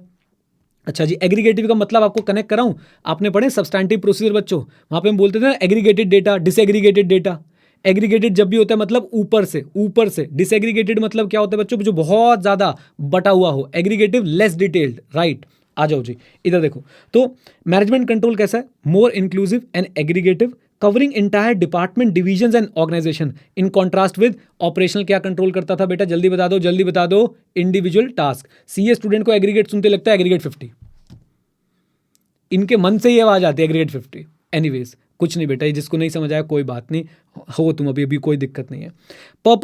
पर्पस बच्चों, इसका पर्पस क्या है कि भाई एंटरप्राइज अपने गोल्स को अचीव कर ले इफेक्टिवली एंड एफिशिएंटली। नीचे वाली बात रिपीट ही है, बट इसका पर्पस याद रखिएगा, that enterprise should achieve the goals effectively and efficiently. आइए नेक्स्ट बच्चों, नेक्स्ट स्ट्रैटेजिक कंट्रोल क्या है बच्चों, सिंपल सी बात है। स्ट्रैटेजिक कंट्रोल, क्या स्ट्रैटेजी इंप्लीमेंट हो रही है एज प्लान्ड, क्या रिजल्ट्स अचीव हो रहे हैं as intended. Strategy implemented as planned, results achieved as intended। भूमिका बनाओ। स्ट्रैटेजी फॉर्मुलेशन और इंप्लीमेंटेशन के बीच में क्या होता है, टाइम गैप। और स्ट्रैटेजिक कंट्रोल क्या करता है, इवैल्यूएट करता है इंप्लीमेंटेशन ऑफ स्ट्रैटेजी को। स्ट्रैटेजिक कंट्रोल इवैल्यूएट करता है इंप्लीमेंटेशन ऑफ स्ट्रैटेजी को। कितने तरह के होते हैं बेटा, 4। प्रीमाइस कंट्रोल, पड़ोस वाली आंटी, स्ट्रैटेजिक सर्विलेंस हो गया, उसके बाद special alert control, and last में जाके बच्चों हम लोग बोलते हैं क्या, इंप्लीमेंटेशन कंट्रोल। डन, बोल दो। लीजिए बच्चों, ये हो गई है शुरुआत हमारी स्ट्रैटेजिक कंट्रोल की। अब हमें बस ये 4 तरह के कंट्रोल्स पढ़ने हैं और फिर हमारा स्ट्रैटेजिक कंट्रोल हो जाएगा फिनिशर। डन, चलो जी, आ जाओ आ जाओ, आगे बढ़ाते हैं बच्चों अपनी मुहिम को। और हमारी मुहिम में आज हमने पढ़ने बच्चों स्ट्रैटेजिक कंट्रोल के 4 टाइप, और वो क्या क्या है, premise control, strategic surveillance, special alert control and implementation control. नाम सबको याद है? यस सर, कीवर्ड्स देता चलूंगा, याद रखना। सबसे पहले बच्चों प्रीमाइस कंट्रोल, भूमिका बनाओ। भूमिका, हंसती थी हंसाती थी, नहीं ये वाली भूमिका नहीं नलायको। Strategy is always build on certain premises and assumptions। 1, okay, premise control is all about checking the validity and accuracy of those assumptions। 2, we need to consider 2 factors, environmental factor political, legal, technological, economical, done, and industry factor, competitor, supplier, substitute. Okay, and last but not the least, हर premise पे equal focus नहीं करते हैं। Not all premises warrant same level of control, that's it. क्या याद कर पाएंगे? जल्दी बोलिए, 4 बातें बोली बच्चों, बहुत धीरे धीरे और इसी टोन में याद करिएगा, कीवर्ड्स याद रह जाएंगे, मजा आ जाएगा। सर एक बार जल्दी से रिवाइज कराओ, जल्दी से। लो भाई लो, स्ट्रैटेजी हमेशा कुछ अजम्पशंस पे बनाती है। प्रमाइस रिव्यू या प्रमाइस कंट्रोल बोलता है कि भाई साहब उन प्रमाइसेस की, उन अजम्पशंस की वैलिडिटी और एक्यूरेसी चेक करते रहो जिनके बेसिस पे स्ट्रैटेजी बनी थी। 2 फैक्टर्स पर ध्यान देना है, environmental factor, industry factor. Environmental factor में आपका आ गया पॉलिटिकल, आपका आ गया इकोनॉमिकल, आपका आ गया सोशल, आपका आ गया टेक्नोलॉजिकल। अच्छा जी, और आपके इंडस्ट्री फैक्टर में कॉम्पिटिटर आ गए, आपके सप्लायर आ गए आपके, और साथ साथ में आपके सब्स्टिट्यूट्स आ गए। अच्छा जी, क्या हर फैक्टर पे आपने इक्वल कंट्रोल रखना है? Answer is no, not all premises warrant the same level of control. Done. Examples दे रखे हैं, आप लोग पढ़ना चाहें पढ़ लीजिएगा, नोट्स आपके पास आ जाएंगे। देन स्ट्रेटेजिक सर्विलेंस, सिर्फ 4 बातें और बहुत आसान है। Unfocused, general monitoring, casual browsing, loose form. मेरे साथ बच्चों, अनफोकस्ड, जनरल मॉनिटरिंग, उसके बाद कैजुअल ब्राउजिंग, एंड देन क्या? Loose form. राइट, आ जाओ जी। तो अनफोकस होता है, जनरल मॉनिटरिंग करते हैं वेरियस सोर्सेज ऑफ इन्फॉर्मेशन की, newspaper, magazine, attending conference, casual environment browsing चल रही है। क्यों? ताकि कोई अनएंटिसिपेटेड इन्फॉर्मेशन मिल जाए जिसका इंपैक्ट आ सकता है ऑर्गेनाइजेशन की स्ट्रैटेजी पे। डन। आ जाओ जी, आ जाओ बच्चों, मेरे साथ आ जाओ। लूज फॉर्म मतलब लूज फॉर्म में होता है, लेकिन फिर भी आपको बहुत अच्छी इन्फॉर्मेशन नहीं दिलवा सकता है। स्पेशल अलर्ट कंट्रोल, जोमाटो, याद रखोगे बेटा? याद रखोगे कि नहीं? आ जाओ। वैसे कभी हुआ है किसी के साथ? मुझे बताना जरा, जिसके बाद बताना, क्लास के बाद बताना बच्चों, ऐसा हुआ है कि नहीं हुआ है। मैं तो थोड़ा सा ना, मतलब चलो फिर भी, मतलब आउटसाइड द रिकॉर्डिंग बताने की कोशिश करूंगा तुम्हें। आओ बच्चों, इधर आओ। तो स्पेशल अलर्ट कंट्रोल है ऐसा मैकेनिज्म जिससे आप रिस्पॉन्ड करते हैं। किसको रिस्पॉन्ड करते हैं बच्चों? सडन एंड अनएक्सपेक्टेड इवेंट, ये है इसका keyword. Mechanism to give respond to sudden and unexpected event जो आपकी स्ट्रैटेजी को इंपैक्ट कर सकते हैं। एग्जाम्पल क्या है बच्चों सडन चेंजेस के? Natural calamities, terrorist attack, unexpected merger of the competitors. Covid भी लिख देते, थोड़ा सही रहता, बट कोई बात नहीं। It includes formation of what? Crisis management team. Done. आ जाओ जी। देन इंप्लीमेंटेशन कंट्रोल, बच्चों टेक्निकल है लेकिन हमने बहुत अच्छे से पढ़ लिया था। यहां पे भी always assess the need of change in strategy in the light of unfolding events and the actions and steps of the strategy. Assess the need for change in strategy in the light of unfolding events and action steps of the strategy. याद सारी चीजें याद आ रही हैं जो class में बताई थी। Then we continuously monitor the basic direction. 2 चीजें आती हैं, एक strategic thrust, राइट, और दूसरा बच्चों क्या आता है हमारे पास? दूसरा क्या आता है हमारे पास? Milestone review. स्ट्रैटेजिक थ्रस्ट में हम लोग क्या बोलते हैं? वी डिटरमाइन कि भाई स्ट्रैटेजिक जो थ्रस्ट दी है वो राइट डायरेक्शन में ले जा रही है ऑर्गेनाइजेशन को या नहीं। थ्रस्ट का मतलब क्या हो गया? पुश। तो strategic push is taking the company in the right direction और not. Okay, and milestone review में हम लोग क्या करते हैं? We break down the strategy into certain milestone and we keep on reviewing whether we are able to achieve those milestones और not. We keep on evaluating the progress of those milestone and we keep on assessing whether there is a need to change the strategy और not. Done. बोलिए, चलिए जी, ये हो गए बच्चों हमारा strategic control यहाँ पे आके complete. All the best. Hello, chapter 5 का आखिरी टॉपिक। हेलो बच्चों, आज हम लोग क्या करने वाले हैं जरा ध्यान से देखें। Come on everyone please. आज बच्चों हम लोग रिवाइज करने वाले हैं स्ट्रैटेजिक परफॉर्मेंस मेजर को। पहले 3 अल्फाबेट्स और 3 वर्ड्स याद रखिए। क्या होते हैं स्ट्रैटेजिक परफॉर्मेंस मेजर? जो बच्चे यूट्यूब पे देख रहे हैं उनको बता दूं कि बेटा नया टॉपिक ऐड हुआ है आपके सिलेबस में।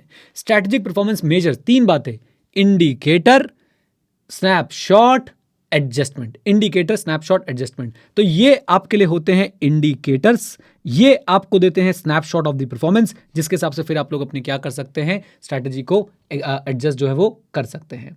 अब पूरा बोलते हैं। Indicator used for evaluating strategy, right, helps in decision making and resource allocation, give snapshot of the performance and helps in making the adjustment in the strategy. Sir example देना। अरे 6 7 एग्जांपल दूंगा, अगला topic भी करवा दूंगा। ROI, customer satisfaction, market share, employee satisfaction, number of patent supplied, carbon footprint. क्या बोलती public? ये सारे एग्जांपल्स हैं किसके? स्ट्रैटेजिक परफॉर्मेंस मेजर्स के। इन्हें बच्चों टेक्निकली कभी कभी साउथ बॉम्बे, साउथ दिल्ली वाले लोग क्या बोलते हैं? भाया KPI बताना, KPI तो KPI बोले तो की परफॉर्मेंस इंडिकेटर्स, और बच्चों उनको ही हम लोग क्या बुला देते हैं, स्ट्रैटेजिक परफॉर्मेंस मेजर। अब कोई आपसे लड़ने लग जाए दोनों अलग होते, दोनों अलग होते, दोनों अलग होते, उसमें चुप रहे। हमने वो वाला टॉपिक पढ़ के आए हैं जहाँ पे पॉलिटिकली करेक्ट बातें और रैशनल वाली बातों को हम लोग बैलेंस करके चलना जानते हैं। क्या बोलती पब्लिक, कम ऑन, यस और नो, आ जाओ। इसी बात पे नेक्स्ट टॉपिक पे चलते हैं बच्चों, और नेक्स्ट टॉपिक हमारा था ये types of strategic performance measure. सोचो बच्चों, क्या रिवर्स साइकोलॉजी से हमने पढ़ाई करी है? हमें हेडिंग कब याद आएंगी? जब एग्जाम्पल याद आ जाएंगे। Example, return on investment, financial measure. Example, customer satisfaction या कस्टमर रिटेंशन बोलो तो customer satisfaction measure. Example, market share, market measure बोलो। Example, employee turnover, employee satisfaction measure बोलो।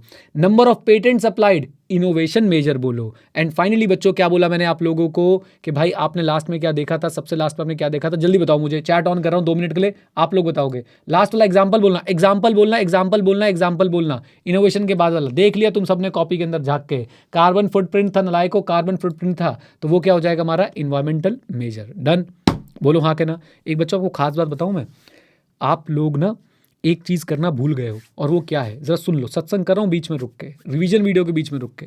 आप लोग बच्चों अपने माइंड को चैलेंज करना भूल गए हो। मैंने आज की क्लास की थीम क्या बताई आप लोगों को कि भाई सबसे बड़ा ड्रग क्या है? वो है बच्चों आपके लिए कंफर्ट, और आपने अपने माइंड को भी कंफर्ट में डाल दिया। कैसे? याद नहीं आ रहा? देख ले झाँक के।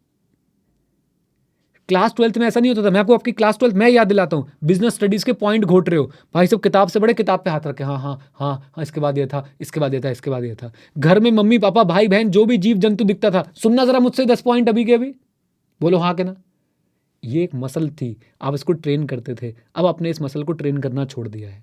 तो प्लीज़ ये काम करें बच्चों, चैलेंज करें थोड़ा सा इसको, इस पे बोलें कि भैया नहीं, मैं नहीं देखूंगा, मैं याद करूंगा चाहे कुछ भी हो जाए। तो आपका माइंड अपने आप जो है थोड़ा बहुत शायद से वापस से जागे। ये बेटा हनुमान जी की तरह है, इन्हें अपनी पावर्स, हनुमान जी को अपनी पावर्स नहीं पता थी, और जब पता चली तो भाई साहब सूरज को खाने निकल गए वो। फिर उन्होंने वो पहाड़ पूरा अपने हाथ पे उठा लिया था। बोलो हाँ कहना, बोल दो हाँ कहना। तो ऐसे बच्चों आपका माइंड भी हनुमान जी की तरह है, इसको अपनी पावर का रियलाइजेशन तो करवाओ बेटा, थोड़ा सा कंफर्ट से बाहर तो निकालो। खैर, क्या ये 7 पॉइंट याद हो गए हमें? जल्दी बोल दो, 1 2 3 4 5 6, 6 के 6 पॉइंट याद हो गए? यस सर, बिल्कुल हो गए। नेक्स्ट मुद्दे पे चलते हैं, इंपॉर्टेंस। क्या बच्चों स्ट्रैटेजिक परफॉर्मेंस मेजर इंपॉर्टेंट भी है? बिल्कुल है। क्यों? गोल अलाइनमेंट के लिए, याद है ना, गोल अलाइनमेंट के लिए, रिसोर्स एलोकेशन के लिए, कॉन्टिन्यूअस लर्निंग के लिए। याद आ रही है बातें? कमॉन, फिर से बोलेंगे, कमॉन। गोल अलाइनमेंट के लिए, उसके बाद बच्चों रिसोर्स एलोकेशन के लिए, कॉन्टिन्यूअस लर्निंग के लिए, और लास्ट में आता था डेमोन्स्ट्रेट दी एक्सटर्नल अकाउंटेबिलिटी के लिए। एग्जाम्पल सारे क्लास में बता दिए थे, एक एक लाइन बच्चों आपने इनको एक्सप्लेन करके आना है। राइट, आप अगर अच्छे स्ट्रैटेजिक परफॉर्मेंस मेजर बनाएंगे तो आप लोगों की स्ट्रैटेजी आपके गोल्स के साथ अलाइन रहेंगी। आप देखेंगे, याद है ई बुक वाला, आपके ई बुक स्टोर वाला एग्जांपल, कि कौन सी जॉनर की बुक्स जो है ज़्यादा बिक रही हैं, तो आप उसी के हिसाब से फिर अपने रिसोर्स को भी एलोकेट करते हैं अपने मेजर को ध्यान में रखते हुए। देन कॉन्टिन्यूस इंप्रूवमेंट आप लोग करते रहते हैं, एंड आप एक्सटर्नल अकाउंटेबिलिटी भी बड़े आसानी से जो है डेमोन्स्ट्रेट कर सकते हैं अपने स्टेक होल्डर्स को, जिसमें आपके customer, shareholder, supplier etcetera आ सकते हैं। आइए जी, देन उसके बाद बच्चों हम लोगों ने एक टॉपिक पढ़ा ये वाला, choosing the right strategic performance. हाँ जी, choosing the right strategic performance measure, याद है आपको? ये बहुत आसान था ये तो सही स्ट्रैटेजिक परफॉर्मेंस मेजर कैसे चूज करें, या सही केपीआई कैसे चूज करें? हेलो 1 2 3 4 चेक कैसे चूज करें? सबसे पहले बच्चों क्या होनी चाहिए मुझे बता दो जल्दी से। सबसे पहली चीज मैंने आपको क्या बताई थी कि भाई अच्छा स्ट्रैटेजिक परफॉर्मेंस मेजर क्या करेगा? रेलेवेंट होगा, आपके सीधा मेन ऑब्जेक्टिव की अचीवमेंट में आपकी हेल्प करेगा। फिर तो कुछ बचा ही नहीं है। डी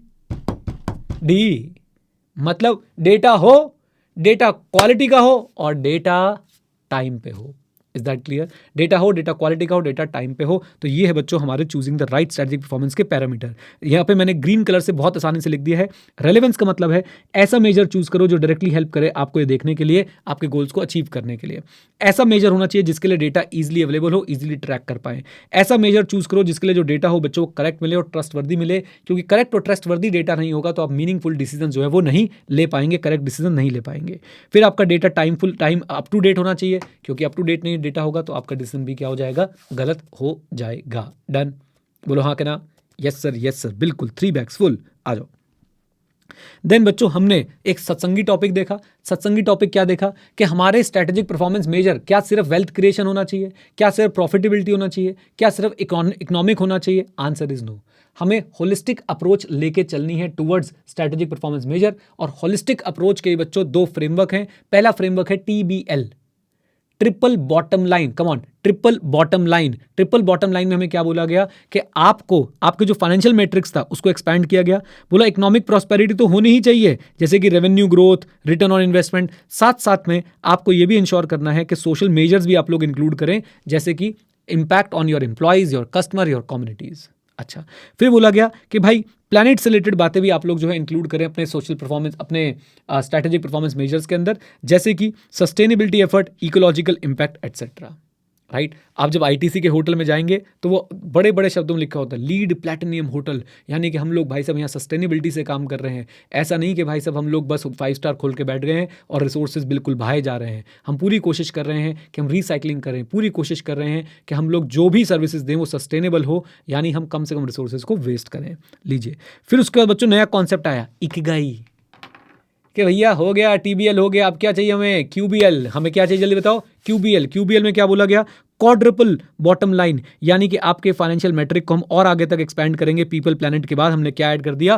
पर्पस, यानी स्पिरिचुअल और ethical dimension. You should focus on A mission and the values beyond profitability. Is that clear? बोलो हाँ के ना। डन। चलिए जी, तो याद रखिए बच्चों, क्या याद रखना है इसमें? जाते जाते एक बात आपको और बता जाऊंगा, अभी एक टॉपिक और है बहुत बहुत अच्छा सा। तो ये फ्रेमवर्क किस पे आपको गाइडेंस देते हैं? Comprehensive evaluation of strategic performance, emphasising the importance of balancing the financial success with social, environmental and ethical consideration. Done. तो कॉम्प्रिहेंसिव इवैल्यूएशन करेंगे आपके स्ट्रेटेजिक परफॉर्मेंस की, और एम्फसाइज करते हैं importance of balancing the financial success with social, environmental and ethical consideration. आ जाओ जी। देन लास्ट टॉपिक बच्चों, जो ICI ने क्यों बनाया है हमें समझ नहीं आया है, बट हमने बहुत अच्छे से बच्चों को एग्जाम्पल के साथ कवर कराया है। क्या बोलती पब्लिक? कम ऑन, बोल दो। आ जाओ, क्या था वो टॉपिक? एक बात बताओ, जब आप कोई स्ट्रैटेजी इंप्लीमेंट करने जाओगे तो कौन कौन सी फोर्सेज आएंगी? रैशनल फोर्सेज यानी logical forces, what is actually correct, और पॉलिटिकल फोर्सेज जो करेक्ट नहीं होगा बट बेटा कहीं ना कहीं वो आपके लिए जरूरी होगा, मैंडेटरी होगा, उसको भी इनकॉर्पोरेट करना अपनी इंप्लीमेंटेशन के अंदर। राइट, आप लोग अप्रोच क्या अपनाने वाले हो? आप लोग इस कॉन्फ्लिक्ट से बाहर कैसे आओगे? आप लोग क्या करोगे? जरा ध्यान से देखना। Clash between these forces can result in official strategy, जिसके अंदर पॉलिटिकली एक्सेप्टेबल चीजें इन्वॉल्व होंगी, और साथ साथ में बच्चों आपके साथ एक अनस्पोकन इम्प्लिसिट स्ट्रैटेजी भी जो है वो डेवलप हो जाएगी। डन। एग्जाम्पल क्लास में दिया था क्रिकेट टीम चूज करने वाला, एग्जाम्पल क्लास में दिया था digital marketing versus traditional marketing वाला। याद आ रही है बातें? बोल दीजिए हाँ के ना। तो देखिए क्या लिखा है, clash between these forces can result in official strategy, जिसके अंदर पॉलिटिकली एक्सेप्टेबल एस्पेक्ट होंगे, while sensitive elements might result to an unspoken implicit strategy. तो याद रखिए, इस कॉन्फ्लिक्ट का आउटकम क्या होगा? आपकी एक स्ट्रैटेजी बनेगी जिसमें पॉलिटिकली एक्सेप्टेबल एस्पेक्ट कवर हो जाएंगे, और आपके जो सेंसिटिव एलिमेंट होंगे वो एक इम्प्लिसिट स्ट्रैटेजी के तरीके से इम्प्लिसिट स्ट्रैटेजी की फॉर्म में एस्टैब्लिश हो जाएंगे। डन। बोलिए। लीजिए, तो इनको बैलेंस करना बहुत ज़्यादा ज़रूरी है ताकि हम लोग अपनी स्ट्रैटेजी को प्रॉपरली इंप्लीमेंट कर पाएं, जिसमें आइडियल ऑब्जेक्टिव्स भी हो और प्रैक्टिकल पॉलिटिकल लैंडस्केप भी हो। देख रहे हो बच्चों कि कैसे गंदी गंदी चीज़ों को प्रैक्टिकल पॉलिटिकल लैंडस्केप का नाम देके आपको बोला जाता है कि झेल लेना थोड़ा सा, और यही जीवन है। बोलो हाँ कहना। समझे आप कितनी बड़ी बात है बच्चों? यहाँ पे क्या कह रहे हैं कि भाई आपकी फाइनली एक स्ट्रैटेजी बन पाएगी जिसमें आइडियल ऑब्जेक्टिव्स भी हो और जिसमें प्रैक्टिकल पॉलिटिकल लैंडस्केप भी हो। आप समझ रहे हो क्या कह रहे हैं? गंदा है पर धंधा है, ये टेंशन नहीं लेने का है, प्रैक्टिकल बातों को ध्यान में रख के चलने का है। इससे अच्छा लेसन ICI आपको सिखा ही नहीं सकता है। क्या बोलती पब्लिक? कम ऑन, यस और नो? चलिए जी, तो ये हो गई बच्चों हमारी बातें चैप्टर नंबर 5 की। सारे के सारे टॉपिक हमने कर भी लिए, रिवाइज भी कर लिए, और चैप्टर नंबर 5 यहाँ पे हो गया होता है समाप्त। बाबा बाय बाय बाय बाय। आ जाओ जी, आ जाओ। मैट्रिक्स स्ट्रक्चर की क्या कर लेते हैं, जल्दी से रिवीजन कर लेते हैं, मेरे साथ जरा जुड़िए। तो सबसे पहले मैट्रिक्स स्ट्रक्चर पे आपको शॉर्ट नोट लिखने को आ सकता है, तो आप क्या बोलेंगे? ये कंबाइन करता है functional and product form of structure को। दो सुपीरियर होते हैं यानी डुअल रिपोर्टिंग होती है, एक होम डिपार्टमेंट होगा, एक फंक्शनल डिपार्टमेंट होगा। कम ऑन, एक होम डिपार्टमेंट होगा जिसे हम फंक्शनल डिपार्टमेंट बोलते हैं, वो परमानेंट नेचर का होगा, और people from functional department will be assigned on temporary basis to projects और the product units. Okay, simple है। दोबारा से कंबाइन करता है फंक्शनल और प्रोडक्ट फॉर्म के स्ट्रक्चर को। दो सुपीरियर होते हैं यानी कि डुअल रिपोर्टिंग चलती है, आपको 2 लोगों को रिपोर्ट करना पड़ेगा, शुक्ला जी और अवस्थी जी दोनों को रिपोर्ट करना पड़ेगा। होम डिपार्टमेंट फंक्शनल डिपार्टमेंट होता है, परमानेंट होता है। People from functional department are often assigned to the projects और दी प्रोडक्ट यूनिट्स। ओके, अच्छा जी, अप्रोप्रिएट कहाँ पे है? जहाँ पे फंक्शनल और डिविजनल और एसबीयू सूटेबल नहीं है। एक्सटर्नल इन्वायरमेंट डायनेमिक है। इसी के साथ ये वाली लाइन भी रिवाइज कर लीजिए। 3 कंडीशंस क्या हैं जो दिखेंगी या जो होनी चाहिए अपने कौन से स्ट्रक्चर के यूज़ करने के लिए, मैट्रिक्स स्ट्रक्चर को यूज़ करने के लिए। नंबर 1, सबसे पहली बात, जहाँ पे ideas need to be cross utilize across project. एक आइडिया प्रोजेक्ट का दूसरे प्रोजेक्ट पे भी लगाना पड़ सकता है, यहाँ पे जो है मैट्रिक्स स्ट्रक्चर यूज़ होता है। रिसोर्सेज आर स्केर्स, यानी कि रिसोर्सेज की कमी है। और ability to process information and make decision need to be improved, यानी कि फास्ट डिसीजन मेकिंग चाहिए। तो जहाँ पे आपका फंक्शनल डिविजनल एसबीयू काम नहीं कर रहा है, एक्सटर्नल इन्वायरमेंट डायनेमिक है, आइडियाज़ को क्रॉस यूटिलाइज करना है, रिसोर्सेज स्केयर्स हैं, राइट, और साथ साथ में ability to process information and make decision needs to be improved. वहाँ पे हम लोग क्या शुरू करते हैं, क्या यूज़ करते हैं? हम लोग यूज़ करते हैं अपना मैट्रिक्स स्ट्रक्चर। अच्छा जी, देन इसके बाद एडवांटेज क्या है? स्टेबिलिटी मिलती है, कौन सी वाली? फंक्शनल वाली। Stability of functional and flexibility of divisional product form आपको मिल जाती है। कौन सी इंडस्ट्रीज में यूज़ होता है? Construction, health care, research, defence etcetera. अच्छा, देन उसके बाद यहाँ पे देखिए डेविस एंड लॉरेंस ने क्या किया था, एक 3 फेज बताया था कि भाई एक मैट्रिक्स को आप 3 फेज में डेवलप कर सकते हो। Cross functional task force, product brand management and mature matrix. Cross functional task force step 1 है, नया प्रोडक्ट लॉन्च किया है, टेम्परेरी टास्क फोर्स बनाई है डिफरेंट फंक्शन के लिए, प्रोजेक्ट मैनेजर असाइन किया गया है एज इंचार्ज। नया प्रोडक्ट लॉन्च किया है, टेम्परेरी टास्क फोर्स बनाई है, प्रोडक्ट मैनेजर को असाइन किया गया एज इंचार्ज। फिर प्रोडक्ट और ब्रांड मैनेजमेंट में क्या है? टास्क फोर्स को क्या कर देते हैं? परमानेंट, और प्रोजेक्ट मैनेजर को प्रोडक्ट या ब्रांड मैनेजर हम लोग बना देते हैं। एंड फाइनली मैच्योर मैट्रिक्स, बातें कर लो जल्दी से। Third and final phase mature matrix से डुअल अथॉरिटी होती है, 2 सुपीरियर होते हैं, इक्वल अथॉरिटी रहती है सबके पास, and must work together to resolve the problem, right. And यहाँ पे आपका फंक्शनल और प्रोडक्ट स्ट्रक्चर क्या हो जाता है? स्टेबलाइज हो जाता है और परमानेंट बन जाता है। That's it. Third phase, mature matrix, dual authority, 2 superior, equal authority must work together to resolve the issues. Okay, functional product structure को क्या कर देते हैं? कंबाइन कर देते हैं और ये स्टेबलाइज होकर परमानेंट हो जाता है। Basically this get stabilize and become permanent. Great. Then बात करते हैं मैट्रिक्स स्ट्रक्चर पॉपुलर क्यों नहीं है? क्योंकि इंप्लीमेंटेशन डिफिकल्ट है और मैनेजिंग में जो है क्या आती है? डिफिकल्टी आती है। दैट्स इट, ये हो गया हमारा मैट्रिक्स स्ट्रक्चर। 2 क्वेश्चंस आए हुए थे वो हमने कर लिए हैं। All the best. अब हम चलते हैं अपनी नेक्स्ट पार्ट के ऊपर। All the best. आ जाओ मल्टी डिविजनल स्ट्रक्चर को जल्दी से रिवाइज करते हैं। इसको एम फॉर्म स्ट्रक्चर भी बुलाया जाता है। हर डिवीजन को सेपरेट बिजनेस माना जाता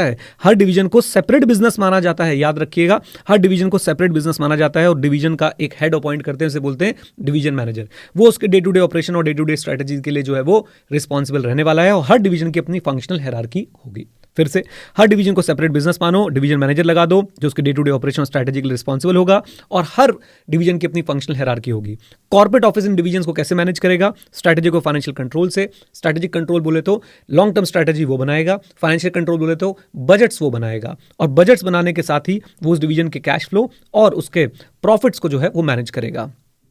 अच्छा, जरा ध्यान से सुनिए, ये प्रॉब्लम क्या आ रही थी कि कॉर्पोरेट ऑफिसर्स की जो एबिलिटी टू अंडरस्टैंड बिजनेस है वो धीरे धीरे स्ट्रेन्ड होती जाती है, प्रेशराइज होती जाती है because of increasing diversification. 1920s में इसको डेवलप किया गया, कोऑर्डिनेशन और कंट्रोल प्रॉब्लम को सॉल्व करने के लिए डेवलप किया गया। फंक्शनल की बुराइयां करते हैं। फंक्शनल में प्रॉब्लम क्या थी? डिस्टिंक्ट बिजनेस से डील करना डिफिकल्ट हो रहा था। प्रोडक्ट्स की अपनी कॉन्फ्लिक्टिंग प्रायोरिटी होती थी। कॉस्ट एलोकेशन, प्रॉफिट असेसमेंट और एलोकेशन ऑफ रिसोर्सेज में प्रॉब्लम आ रही थी। टॉप मैनेजमेंट ओवर इन्वॉल्व थी शॉर्ट रन इश्यूज में और लॉन्ग टर्म स्ट्रैटेजिक इश्यूज जो है वो नेग्लेक्ट हो रहे थे। फिर से बोल देता हूं, डिस्टिंक्ट बिजनेस से डील करना डिफिकल्ट हो रहा था। प्रोडक्ट लाइंस जो है वो आपस में कन्फ्लिक्ट करती थी, उनकी priorities, cost allocation, profit assessment और एलोकेशन ऑफ अदर रिसोर्सेज में प्रॉब्लम आ रही थी। टॉप मैनेजमेंट जो है ओवर इन्वॉल्व थी शॉर्ट रन इश्यूज में, जबकि लॉन्ग रन इश्यूज जो थे, लॉन्ग रन स्ट्रैटेजिक इश्यूज जो है वो नेग्लेक्ट हो रहे थे। एडवांटेज क्या है? PS, ICA। हाँ जी, PS सबसे पहले हमारे पास परफॉर्मेंस मॉनिटरिंग जो है वो इसकी एक्यूरेट हो गई। S से आपके कंट्रोल प्रॉब्लम्स जो है वो सॉल्व हो गए। फिर PSI से improving the poorly performing units and S से हो गया हमारे पास, C से हो गया हमारे पास कंपैरिजन और A से हो गया एलोकेशन ऑफ रिसोर्सेज। ये सारी चीज़ों में हमें इससे एडवांटेज मिली। चलिए, ये भी हो गई हमारी रिवीजन। All the best.